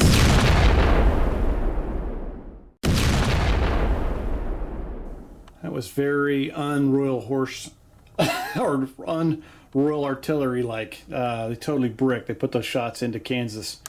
All right, now that's the end of the British shooting phase. We're going to start. I don't know who am I going to get the free to. I got to think about this. All right, I think I got to do the free right here. I'm going to try a new tactic. I'm going to go in open order against this disaster and see what we can do. Nightmare. They go in open order. I'm just going to fight this as one gigantic battle where they're all just basically beating the hell out of each other. The 2 units in the center will be the focal points for this nightmare. All right, that's number 1. Number 2 is going to be the cavalry. Can they get over a 1?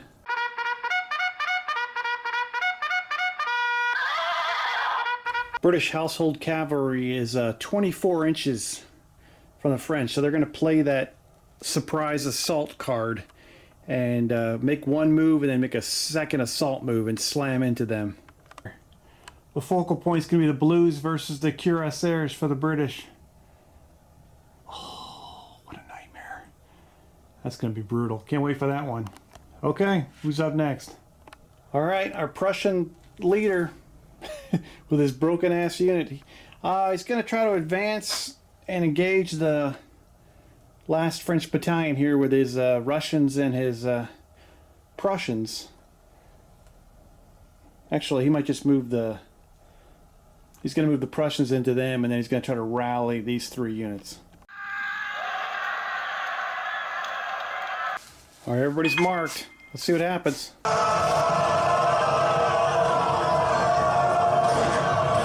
Von Steinmetz fires up his troops. What a beast. The Austrians, the Russians, and that artillery battery are no longer shook. They've all lost 1 loss. The Prussians still are, but they advanced and got into melee with that French line battalion. All right, next up is my boy Carmichael for his first order. He's going to try to move out. Carmichael, the tactical genius, has expanded out his Hanoverians to his left in case the British cavalry are defeated. He'll still be able to fire a volley at whatever comes through. Left these 2 units there and then pushed his other units out to the right. They will, if the fight continues, they'll start blasting away at the rear units. They'll be in range. So they'll be able to do some damage with some volleys. See if General Halkett can do the same kind of thing. He wants to start rolling this unit out to the left. Smashed into the French from both sides. General Halkett, trying to imitate his role model, General Carmichael, rolled his units out to the left. He's actually able to push his artillery piece in between the units. And looking forward to blasting away here on some Frenchies at point blank range. Oh! Still has a 3 deep here. Oh, nice. Actually, I might roll the Hanoverians out to the right too. And I can't remember who suggested this. Like, why did you like they did in history? And I'm like, I don't think it was possible. And I'm like, yeah, it is. So, thank you very much. The Hanoverians have rolled down the right side. These guys have rolled down the left. Artillery's in the center.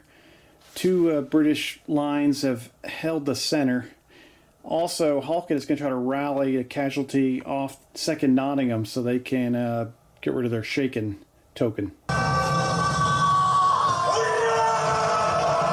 That battalion's no longer shook as they go down from 4 losses down to 3, so they won't have that penalty in hand-to-hand either. Oh, nice. Let's see what this unit can do here. Really should, they got to do something. I'm not sure what.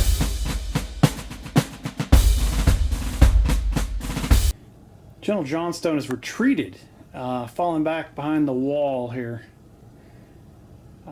Just really concerned about the right flank collapsing. I was debating about pushing the guard over there, but I think I need to save the guard just in case things fail. I know I wanted to commit him, but there's a whole lot going on, and pushing them off to the right would not be the best use of their time. By the time they got there, I think the fight would be over. So saving them in the center to see if the Vistula Legion breaks through that. Actually, you know what? I'm going to move them forward if they pass an order into that gap.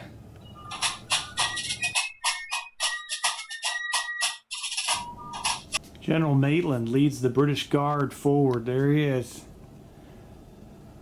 Going to split the gap. Try to crush the Vistula Legion and the French Guard in the middle of all this disaster. Last brigade to move will be the, or last battalion, because one will be the Highland Brigade on that far right. They're getting rapidly isolated. They form a massive firing line, just touching this battalion here, so that's the only one they have to engage. Both sides will get brigade support. That'll be this fight we'll start with, as the French get 5 dice and the Highlanders will get 6.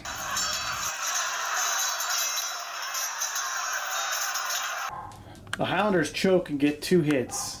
French already have 4, and with a lawn they're going to reroll their 1. Both battalions are going to be broken. French are going to win the hand-to-hand. The 92nd is going to have to take a Valor check, just one of them. Just too much for the Gordon Highlanders. The wave of French attack columns pushing on them. They shatter and break, leaving just the Black Watch with an artillery section under General Pack's command over here. They're going to take a fortitude check at the end of this phase. Alright, this is going to be 2 separate fights. British are attack this unit here, and the Highlanders will attack them as well. And then we'll have a second attack on this far right unit from this group. I think the artillery can lend a hand as well. No, they're not touching them, but they can't. But we'll do this fight first here. This is going to be a 7-on-7 here for both of them. Oh, brutal. They both get 5 hits, so they're going to be both going to be shattered. The British will lose, so the 2nd Nottingham, they only had 1 to give, so they're going to be taking 4 Valor checks.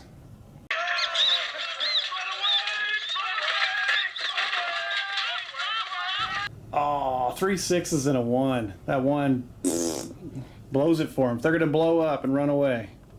So Hawk will take a fortitude check. The French battalion is shook now. And that's where we are as the 2nd Nottingham departs from the battlefield. So in the second hand-to-hand, everything's supported straight ahead. So this unit stands alone with 4 attacks against British 5.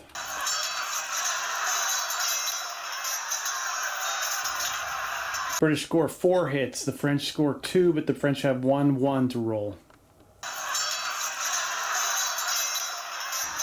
British suffer 3 losses, the French suffer 4 and now shaken.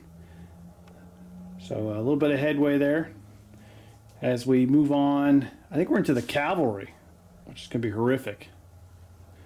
With the Blues leading the attack into the cuirassiers. Going to combo this into a giant roll. I'm going to need lots of dice. I probably could do 3 separate attacks, but where's the fun in that? Alright, it's even dice. It's insane. Here they come. It's going to, yeah.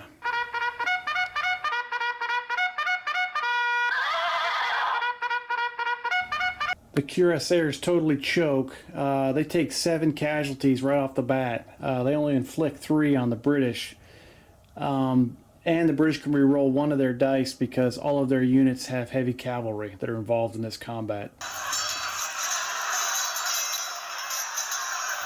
The Cuirassiers already had 2 losses going into this, so they have to take 6 Valor checks. If they're destroyed, the Blues are going to follow up and hit the Carbineers next.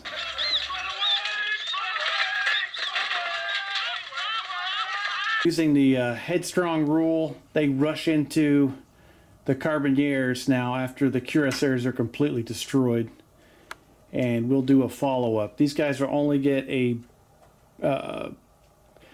brigade support versus this entire wave of disaster. Be 10 for the British versus 6 for the Carbineers.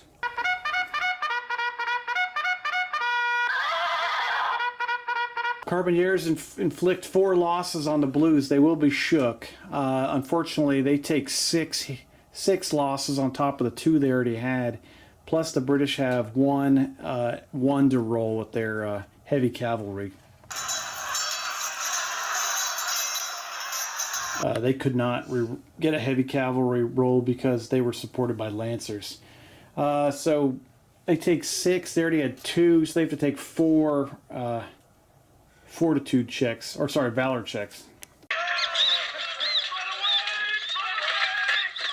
All right, they win that one too. That's insane. So now these 2 units will go against the elite cavalry, the Garde des Cheval.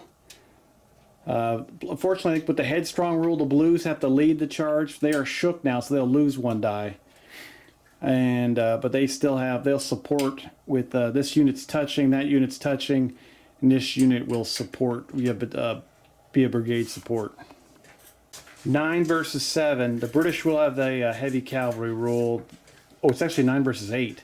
The Guard will not, because they're supported by Chasseurs à Cheval.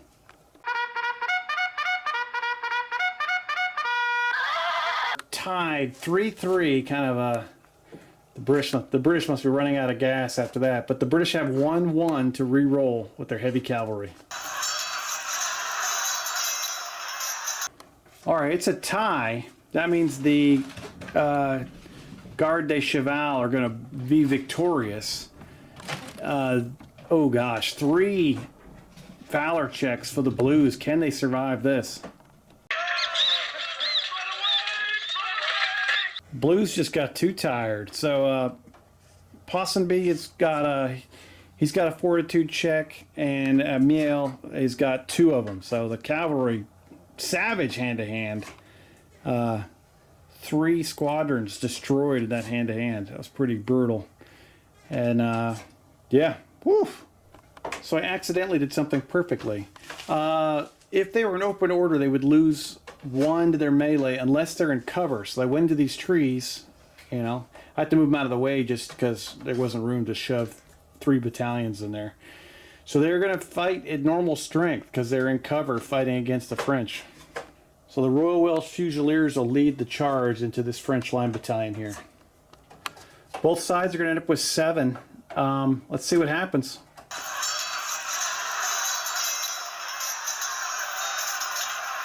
Welsh inflict 5 losses on the French. French inflict 3 back, but they do have 1-1 to re-roll with their Elan.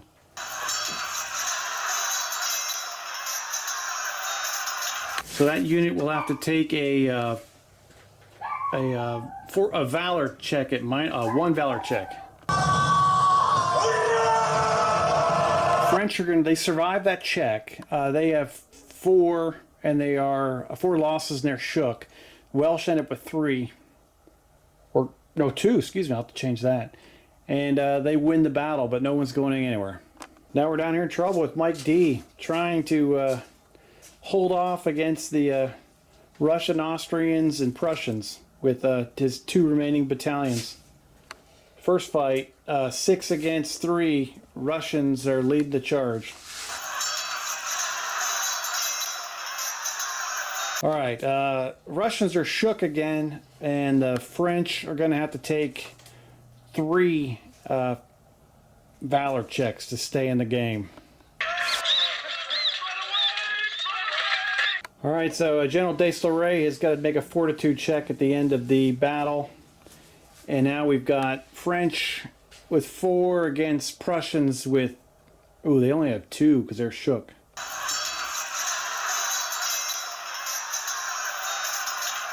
French inflict 2 losses on the Prussians, only taking 1 casualty. They get a 1 with their Elan roll. They will re-roll that.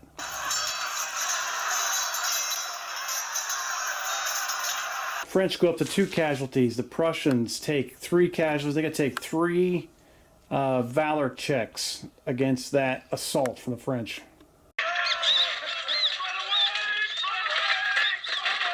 Prussians rout from the field after the French assault. Von Steinmetz gets tagged with a fortitude check, and I think that might be the end of the turn. So we've got several fortitude checks, and we'll see what happens. All right, we've got like every single brigade is taking like a fortitude check here. We've got Deslorey, we got von Steinmetz, we've also got Ponsonby, we've got Emile, the French cavalry. In the center here we have Halkett. The French cavalry's got 2 of them. And then we have Pack over here taking 1 in the woods. So we're going to roll them all at once and then figure out how many losses these 2 generals will have on them at the end of this disaster. Going from right to left. Deslorey, under the eyes of Napoleon, survives. He does awesome, somehow. Von Steinmetz fails. Oh. His Russian brigade is shattered, or shaken, excuse me, so it routs from the battlefield, and his Austrians go up to 3, and that's it. Oh, his cavalry's actually, his guns are in range too, so they go to 2 and they're shook. That leaves an Austrian unit. I gotta move Deslorey over by his unit. Austrian infantry battalion that's shook against a French line battalion with 2 artillery unit that's shook, and the French are back here with Napoleon. So what a nightmare coming down from how big this battle was with 6 line battalions against 5. And Deslorey, somehow, he's going to get through it, but he's going to have like 3 guys left. It'd be like just Ney stepping out of there. Ponsonby passes his fortitude check. Oh, I got to put an extra loss on Wellington. He's racking them up. So after the von Steinmetz wavering brigade, Wellington's up to 5 losses now. Napoleon's still at 1. Emile, he fails 1 of his checks, so his battalion or his brigade wavers, and they'll all take 1 casualty. And Napoleon will suffer his 2nd loss. So the Lancers and the Chasseurs à Cheval both take 1 casualty. The Garde des Cheval, they take an extra casualty and now have 4 and are shook. Halkett passes his fortitude check, so nothing happening there. And Pack fails his check, putting another defeat on Wellington, and both of his units will jump up to 2 casualties. That's the end of the turn as the French start to unravel this southern flank against the British. The British have moved into position to kind of secure it and now trying to split the French in half with a massive push up the center. It's showing some benefits. The cavalry, what a brawl. A lot of the French got slaughtered as the British only lose 1 squadron. And we've got a great fight going on down there. And if anyone wins on that northern end in the Gulch of Despair, they're probably going to be a non-factor anyway, just from pure exhaustion.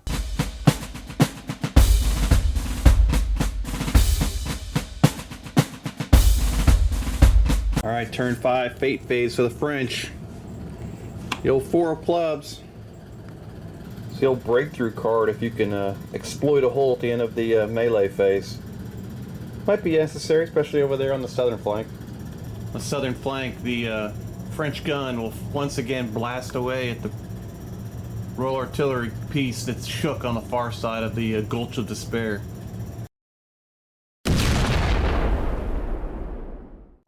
And miss. Ah, oh, sadness. The triple threat can't shoot. There's too much stuff in the way. They're just gonna hold their fire, let the barrels cool down before they overheat and explode. These two guns will combine and fire at the British straight ahead, reducing it down to just one shot because of the hard cover of the wall. The 32nd suffers a loss from that artillery, and then the last two guns for the French are going to fire and go after this Highland Brigade's gun. It's in cover, so it'll be just one shot again.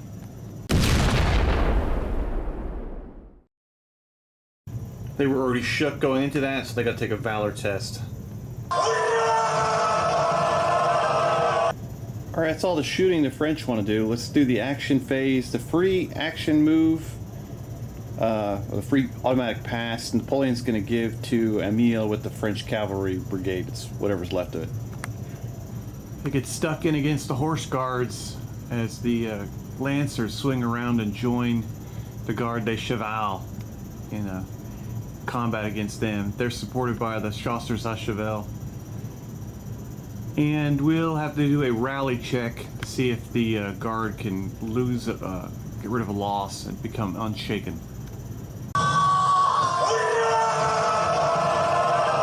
Massive success there as the guard is down to 3 losses now, and they'll be able to fight at full strength against them, which is always going to be exciting. And then there was 2 going down to the Gulch of Despair with Deslauret versus Van Zyten. Or Van Steinmetz, excuse me. Mike D is going to try to pass an order, trying to finish this.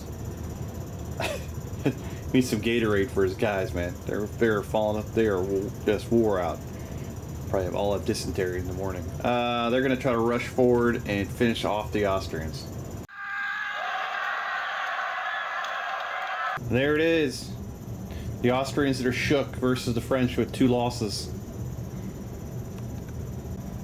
We'll say General Brew in here. He's going to try to rally his 2 battalions with casualties and continue the hand-to-hand against the British in the woods.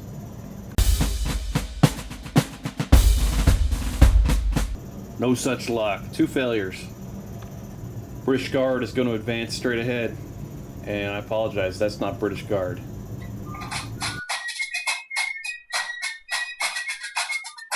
Moves forward to the ridge. Carmichael's boys might have some bow control problems in a minute as these guys come towards them. Oh, yes. Let's see if the Foreign Legion can follow them up.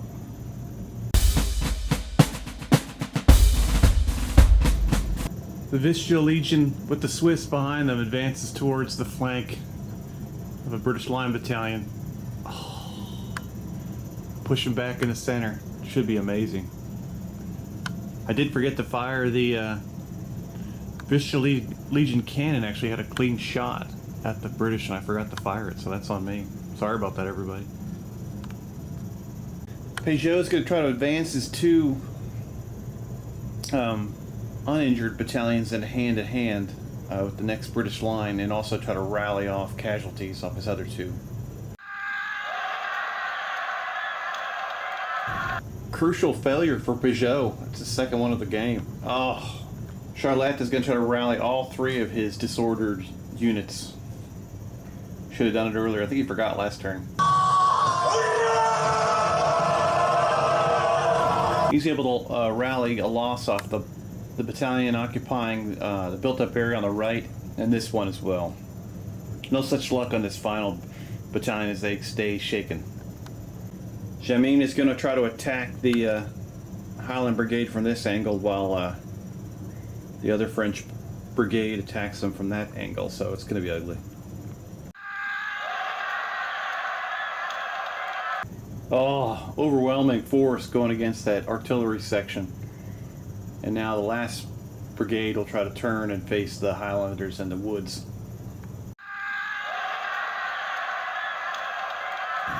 Totally surrounded. Highland Brigade debating about surrendering, but that's not in their style. French coming in from every angle. So this could be fun. We'll start off down here as these 4 brigades, 4 battalions all hit the line brigade of the line battalion of the Highlanders. They can't get any support because these guys are fighting their own battle. 10 dice versus 5.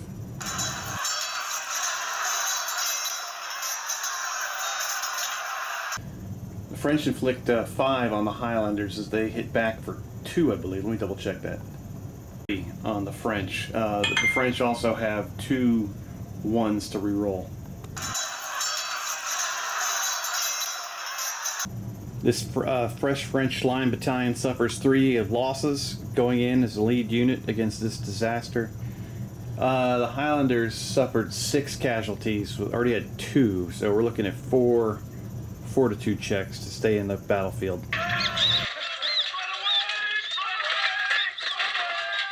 The Black Watch fight to the last man as they're surrounded in those woods, pushed up against the outer walls of the built-up area. It's a horrific scene. These guys would probably surrender, but they're going to try to go out like a boss too. They're inspired by their kilted brothers. 10 die against 1. It's going to go well.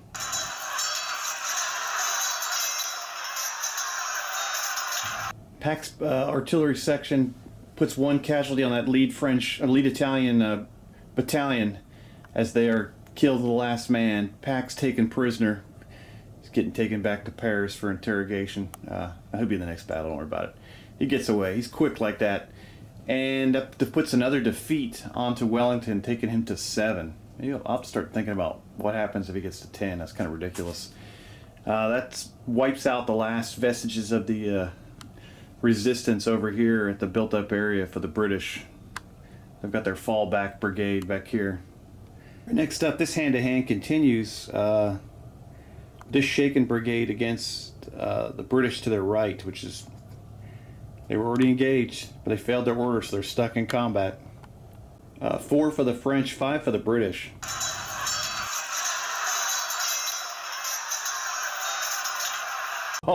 Oh man, the British totally choke. I can't believe it. They get 1 loss on the French. The French do 2 back. They're fighting for their lives. Plus they have a 1 to reroll. French luck out as the 45th kind of chokes. They'll have to take 1 valor check. Huzzah! All right, that would have been a crappy way to go out. That was sad. All right, they're fine. Nice. Next up is the Lifeguards versus the Garde des Cheval. 8 for the British, 10 for the French. Oh, a little bit of good maneuvering works out.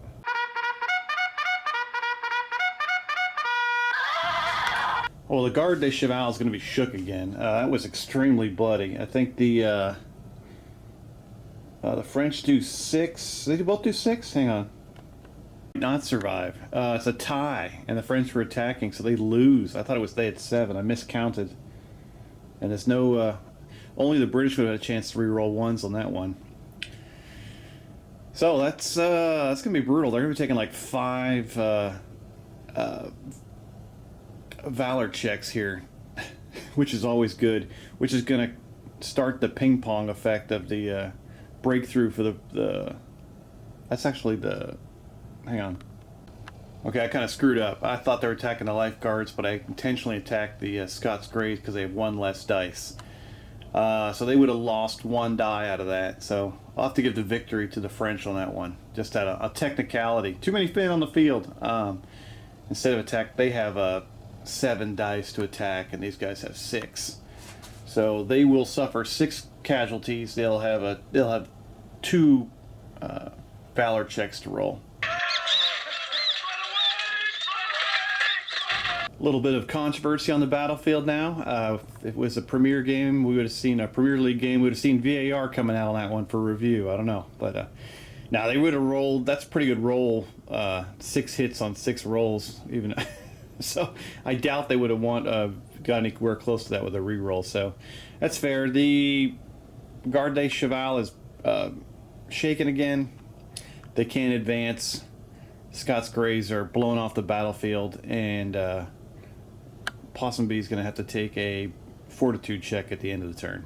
All right, the rumble in the jungle continues. Let's see what happens over here with the... I don't know who the French are going to attack with. They're going to attack with this battalion that's not hurt yet. Into the Royal Welsh Fusiliers. 7 dice on 7 dice. French re-rolling ones. Here we go. Just getting exceptionally brutal. Oh gosh, six hits for the French against the Brits, and the Brits hit back for 5. The Brits will lose. Fusiliers will be shook, but so will the French. So it takes 4 to get to the shaken. So they have 2 valor checks to try to stay on the battlefield.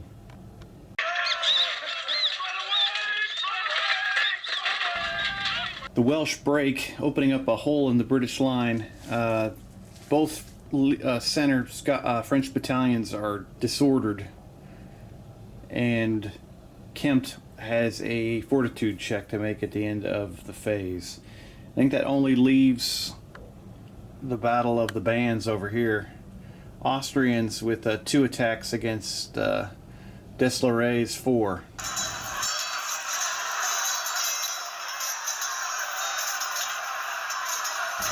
The Austrians are just too tired.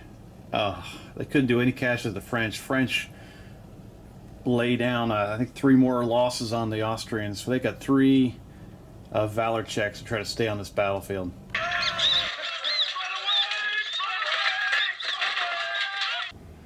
Mike D stands victorious, probably in serious need of mental health treatment after his last battalion was able to fight off the last Austrian. Oh, and Steinmetz is going to have to take like an awesome fortitude check that he'll never pass. All he's got left is his artillery after losing 5 line battalions. And yeah, these guys are going to need some help. This valley would just be covered in bodies. This 4 French battalions, right? And 5 Russian, Austrian, and Prussians were just annihilated in here. The end of that French phase. Oh, and the French are going to play their card for their breakthrough too, but there's going to be 4 British brigade commanders making fortitude checks here in a minute. To see if they can keep their units on the field or become wavered. The French play their breakthrough card. The Italians are able to stay 18 inches away from the British flank, and they have moved out 18 inches and are now starting a sweep. Not looking good for the home team. Oh, the British have to have an amazing turn 5 unless they roll absolutely horrible on these 4 fortitude checks. Von Steinmetz flees the battlefield with his artillery. They probably leave the guns behind, and the boys take off running after the fleeing Prussian aristocrat. The Ponsonby also fails his test, and all 3 of his remaining cavalry squadrons take a loss. Not terrible there, but Wellington is up to 9 defeats. I think it's 10. Probably he implodes. I don't know. Major issues across the line. As far as I'm thinking right now, with the French have turned both flanks, getting ready to envelop the British and cut off any type of retreat farther into the Kingdom of Netherlands, unless there is an amazing turn. This will be the last phase, as the British will get to go as the Guard and the Visual Legion move towards Carmichael. I got to get Carmichael in a fight somehow against somebody, and yeah, because Mike D had his share right there. Holy cow! He's gonna just pop up, put his feet in the water over there, and have a mojito. he deserves it. And we'll see in the rest of they'll see the next phase here as the British get ready to kick off turn 5.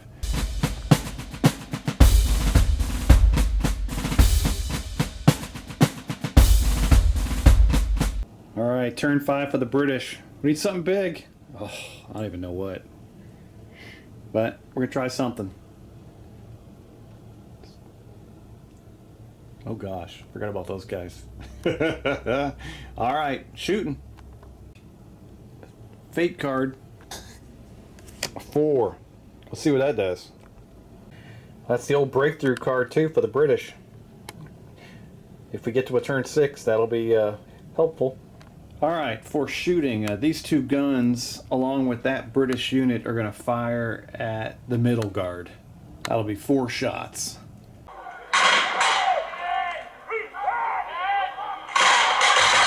Middle guard suffers 1 loss. Not too, not the best. Could have been worse, I guess. All right, next up, this artillery piece is going to blast away at point blank range. And going to combo action with these guys. Now I was going to fire skirmishers with this unit, but you can only use skirmishers to support if the main unit shooting is using skirmishers. So this artillery piece will fire on its own. 3 shots. They just suffer 1 loss on that battalion. And then this gun is going to fire at that shaken French battalion. 2 shots. Finally get some nice shooting. 2 3+ Valor checks on that battalion.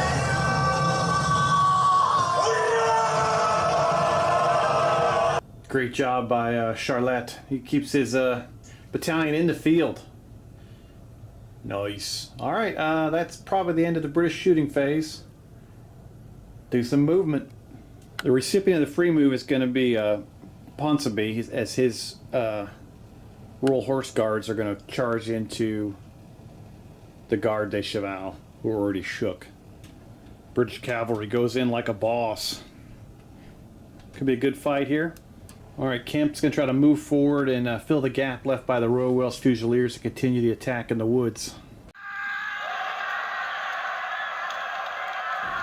More open order assaults. Yes, looking good. Totally insane, but I love it. There comes the old guard. And Carmichael!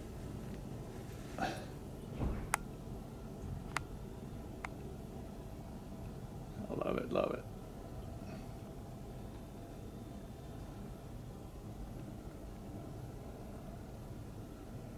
Just do a little panoramic. Doug's going to try to send in some stuff against the guard, slow him down a little bit. General Carmichael sends in the 2nd against the middle guard, supported by the 1st Royal Scots. Also got some tons of brigade supports behind him in this crisscross hodgepodge assault. I love it. Don't know how well it is, but Doug just thought of this last night. He's a freaking tactical genius, years ahead of his time. All right. Next up, let's see if we can slam the Maitland's going to try to slam the, what's it called, straight through here, the guard. Before I forget, Wellington is going to move into the middle of this and play out his all-out attack card. So he's supporting the cavalry attack and Carmichael's attack, adding a die to everybody in 12 inches of him. Now's your time, Maitland. Let's go. Maitland leaves, changes formation to open order, goes into the woods to take advantage of that rule, and he doesn't quite reach the Vistula Legion, but they'll hit him next turn. And he'll get to fight like a boss. General Halkett's going to try to continue his attack against Peugeot's brigade. They engage that shattered, not shattered, but shook French battalion on the right. And Halkett's going to try to rally a casualty off this brigade here, or battalion. Oh, unsuccessful. And the final move, this is going to pivot 2 of the battalions to create a firing line to slow down the Italians coming in from the right.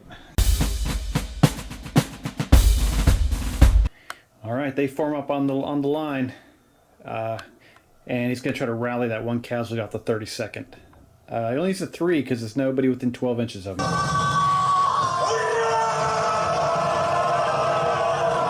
All right. British are kind of keeping it together here, protecting their flanks. I think they've given up on their other flank. Smashing through. Wellington, kind of like Napoleon in his movie, leading the cavalry charge. It happened all the time. I know it did. I'm just kidding. And way over there is Deslorey. He's having a spa day. He deserves it. He's glad he's not involved in that nightmare. All right, let's start off on the woods. Down here is the 40th and the 4th go up against the shaken French battalions. Napoleon kind of creeping around here, feeling issues coming on. Wellington is not in range of this attack. 7 for the British, 6 for the French. French do have elan. The British are going to win 5-4. So the French are going to take 4 valor checks. The 44th takes 4 casualties and is shaken. But we got a whole lot of dice rolling to do for the French. General Brou gets a fortitude check at the end of the turn as one of his battalions is driven away by the British assault. Next up, the cavalry nightmare. Oh, now I gotta look. I don't think these guys get the heavy cavalry rule, the Queen on Hussars. 10 versus 7. There is no rerolls for the British on this one of 1s.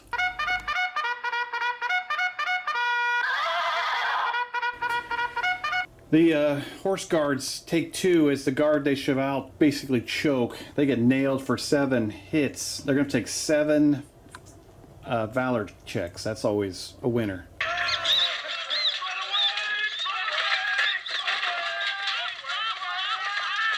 Amiel picks up a fortitude check as his garde des cheval are destroyed by the Royal Horse Guards, who careen into the Lancers. I even forgot to add in the extra dice for the all-out attack from Wellington. That could have been that much worse. I don't think it could have got worse, but it could have been. And now we'll do this one. 10 dice again with the Wellington edition. They're just using the roll, 1st Dragoons as a support, so they will get the heavy cavalry reroll of 1s. Lancers attacking back with 5. Yeah.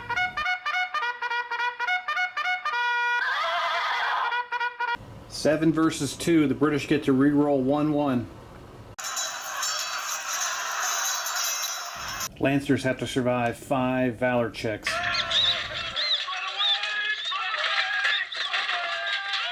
That's the second fortitude check for Amiel. And now we'll get the repeat 10 versus 4 against the last squadron of the French cavalry brigade. Actually, it'll be 9 because now the horse guards are shaken with 4 losses.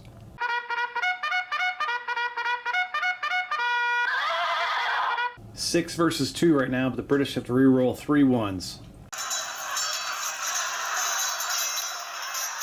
Crushing defeat, 9 versus 2. 6 fortitude checks for the chasseurs à cheval, as this will probably destroy the brigade.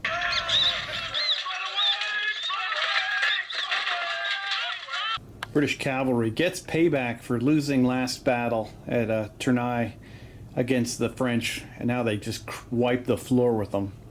Another defeat is on Napoleon. Those guys are completely destroyed, and they stand alone in the center of the French line in front of 3 cannons, which is always a good idea. All right, first and second versus the middle guard, supported by Old Guard. With Wellington's all-out attack bonus, they get up to 9 dice. The French under Clouseau are at 8 dice.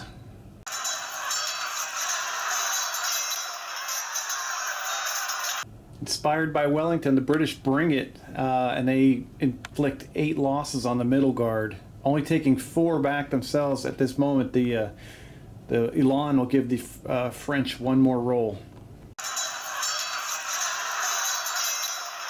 Middle guard have a tenacity of 6, so they are shaken. The Queen zone is they have they're at 4 and they are shook. But the British do win the hand-to-hand, so we're gonna take 2 valor checks with the middle guard.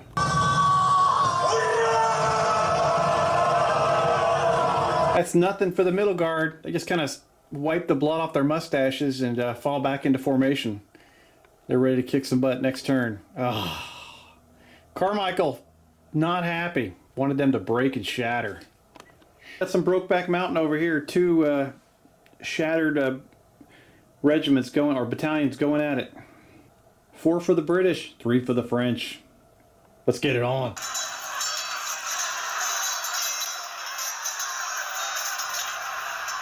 Two for the British, 1 for the French. The French have the 1 to reroll with the Elan. The French will draw, so the British will lose 2 valor checks for that British line battalion. Halkett, not pleased as the 45th flees the battlefield. He takes a die for a fortitude check at the end of the turn. Now we've got the big fight. They're going to engage these gentlemen that are already shook. French will have 6 dice. I believe the British will have 7. Let me add that up again. Hang on. That's correct.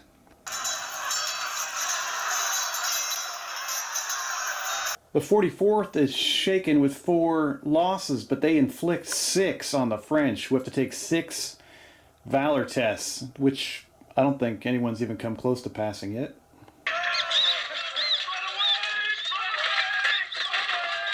Second Battalion of the 69th is run off the battlefield as they are caught from flank from the Hanoverians and the front from the 44th. They're gone. Peugeot will take a fortitude check at the end.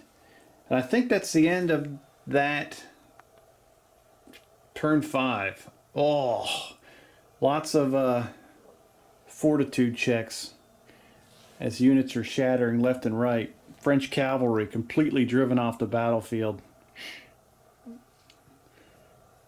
Dice-Loret, he's on Mojito number 2 over here in the Gulch of Despair. It's turned into the Gulch of the Party now. It's like Lake Havasu. Having a good time out there. Woo! They're firing the cannon, shooting fireworks out of it now. Just these brigades. They both have to take a fortitude check. Only ones that lost units this turn besides the cavalry that got completely destroyed in the wood chipper. The 69th loses her 1st battalion because she was shaken and flees the battlefield. Halkett loses the 44th, opening up his entire center. His 2 battalions are kind of split. His Hanoverian Field Battalion and the Buffs. Not looking good for the home team, but French are much better. Both brigades wavering put a defeat on their generals. Wellington's looking like he's in some kind of poppy field. 10 defeats now. Napoleon's at I think 4. So it's not looking good for either.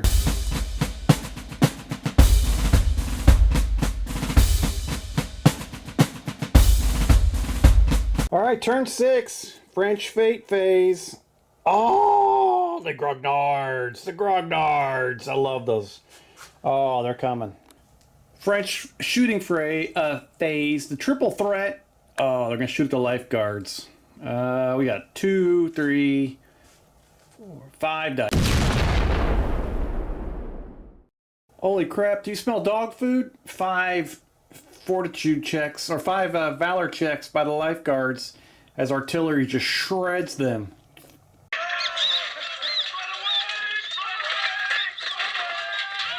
That was like a blast from the Death Star. Just killed those guys. They are gone. Red mist. They got sprayed all over the other British units there. Oh, all over the 1st Scots. So Ponsonby's got he's got the old check for later on. Fortitude test. Oof. I don't know where to go next after that disaster. I will remember to fire the gun from the Vistula Legion this time. Just 1 die. The buffs take a loss on that one, and then these two artillery pieces will fire straight ahead. Just be one shot against, I think it's, I can't remember the name of that unit down there. Sorry about that. See how they do behind the wall.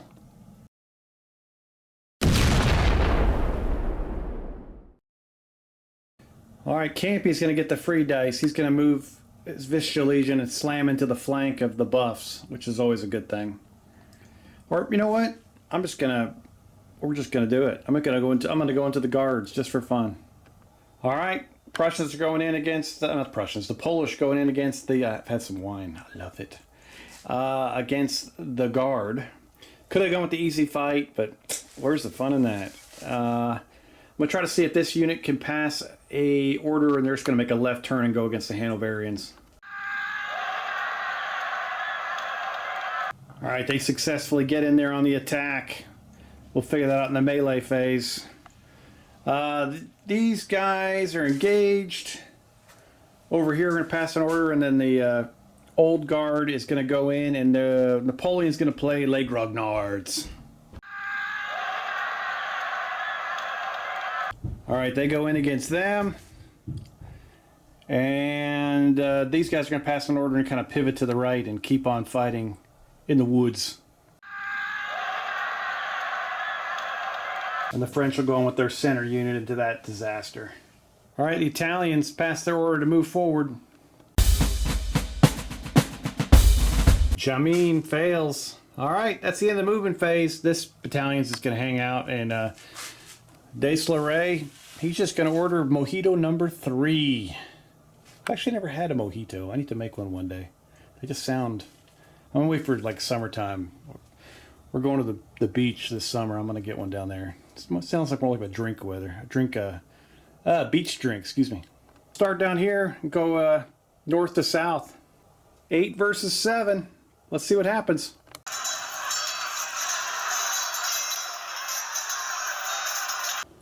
French take 3 casualties. That already... what's it called? Disordered unit of the British takes 7. So they take 7 fortitude tests. That could be a new record. Fortitude, I mean valor. You know that.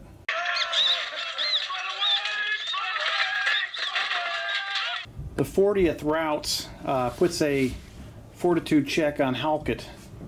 Oh, so we've got one on Ponsonby and one on Halkett so far. Now we're going over to the Guard, going into the 1st Royal Scots. This should be horrific. Plus they got Les Grognards.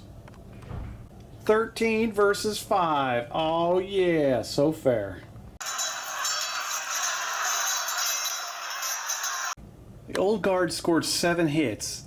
The 1st Royal Scots put up a fight. They do 5 casualties back on the Old Guard, which is amazing. The Old Guard does have 3 1s to reroll. Sorry about that, my math is terrible. 6 die.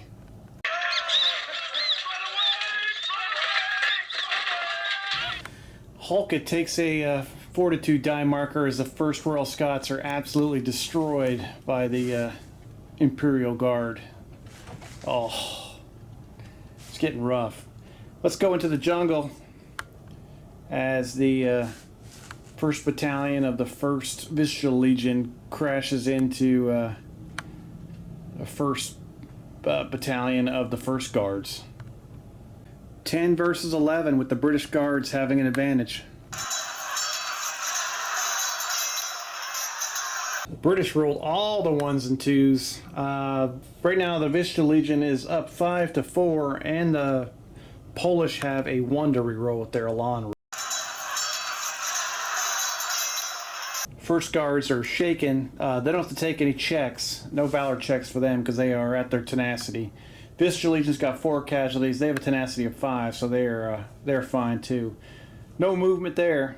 Last hand-to-hand will be over here as these guys go against the Hanoverian Field Battalions. Who stands alone? That'll be 6 for the French and 3 for the Hanoverians. French get 4 losses on the Hanoverians. Hanoverians get 2 back, and the French have 1 to roll. Hanoverians have 3 Valor checks to make. So they break. That's horrible. So they got Fortitude checks on that battalion, Carmichael's battalion, Ponsonby's battalion, Halkett's battalion, and this battalion too. Only Carmichael passes, everyone else gets basically jacked. That's the end. Great fight. Yeah, the Hanoverians are gone. They're going to have 2. The guard will be there. Carmichael stood, thankfully. Cavalry's going to have 2 more. Wellington's going to have 13 defeats. These guys will have, actually both battalions will be up to 2 casualties or 2 losses. So, yeah, that's the end of that. It's got to that point where it was all over. I just really wanted to use the British Guard, and I wanted to get the Highlanders, of course, were a big thing in this battle. And I wanted to get Carmichael in the battle because I kind of held him back in reserve, and then, of course, get the Vistula Legion, the Imperial Guard in there as well. So everything checked the boxes. The British will retreat from this Battle of Leuze and move either north or northeast, I can't remember, and we will paint some more miniatures. I hope you have a wonderful holiday season. I'm a big Christmas guy, so Merry Christmas to those of you that follow that one. That's my jam.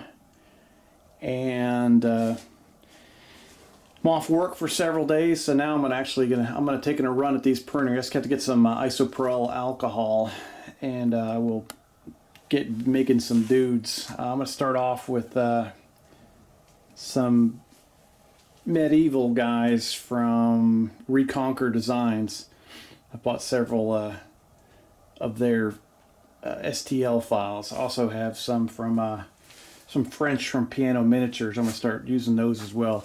That'll be my main ones for probably a long time. I am going to look for some 6mm stuff. I have to finish up the stuff I want to do for Hail Caesar, and then when I get better at that, I want to work on my 6mm also for ACW, but that's way down the road. Next up, of course, is Christmas. After that, on my break, I'm going to have a Battletech game. I've got a great idea for a scenario. I've kind of played it in my head, and I'm pumped for it. I hope it'll be fun. And yeah, so we'll continue that campaign. I was going to wait until I got those Hex Tech buildings, but I didn't get a chance to get them. I was Valour and Fortitude came out. Mike D sent me these miniatures. I started to start repainting my Napoleonics, and here we are. So I'll probably do Battletech, and then I want to do another game of Sharp Practice. I haven't done one of that in a while, and then right into a Lion Rampant game. And then we'll see where we're at after that one. So that's what's on deck. But definitely hanging out with the family. Watching the kids and the grandson open some presents. And eating a lot of food and getting my fat on. So hope you all have a phenomenal holidays again. And thanks for everything you guys post and all the comments and everything. People all encouragement I get, and some feedback too to point me in the right direction. I really appreciate everything. So you guys are awesome. Hope this was enjoyable, and take care. All right, see you guys later. Bye.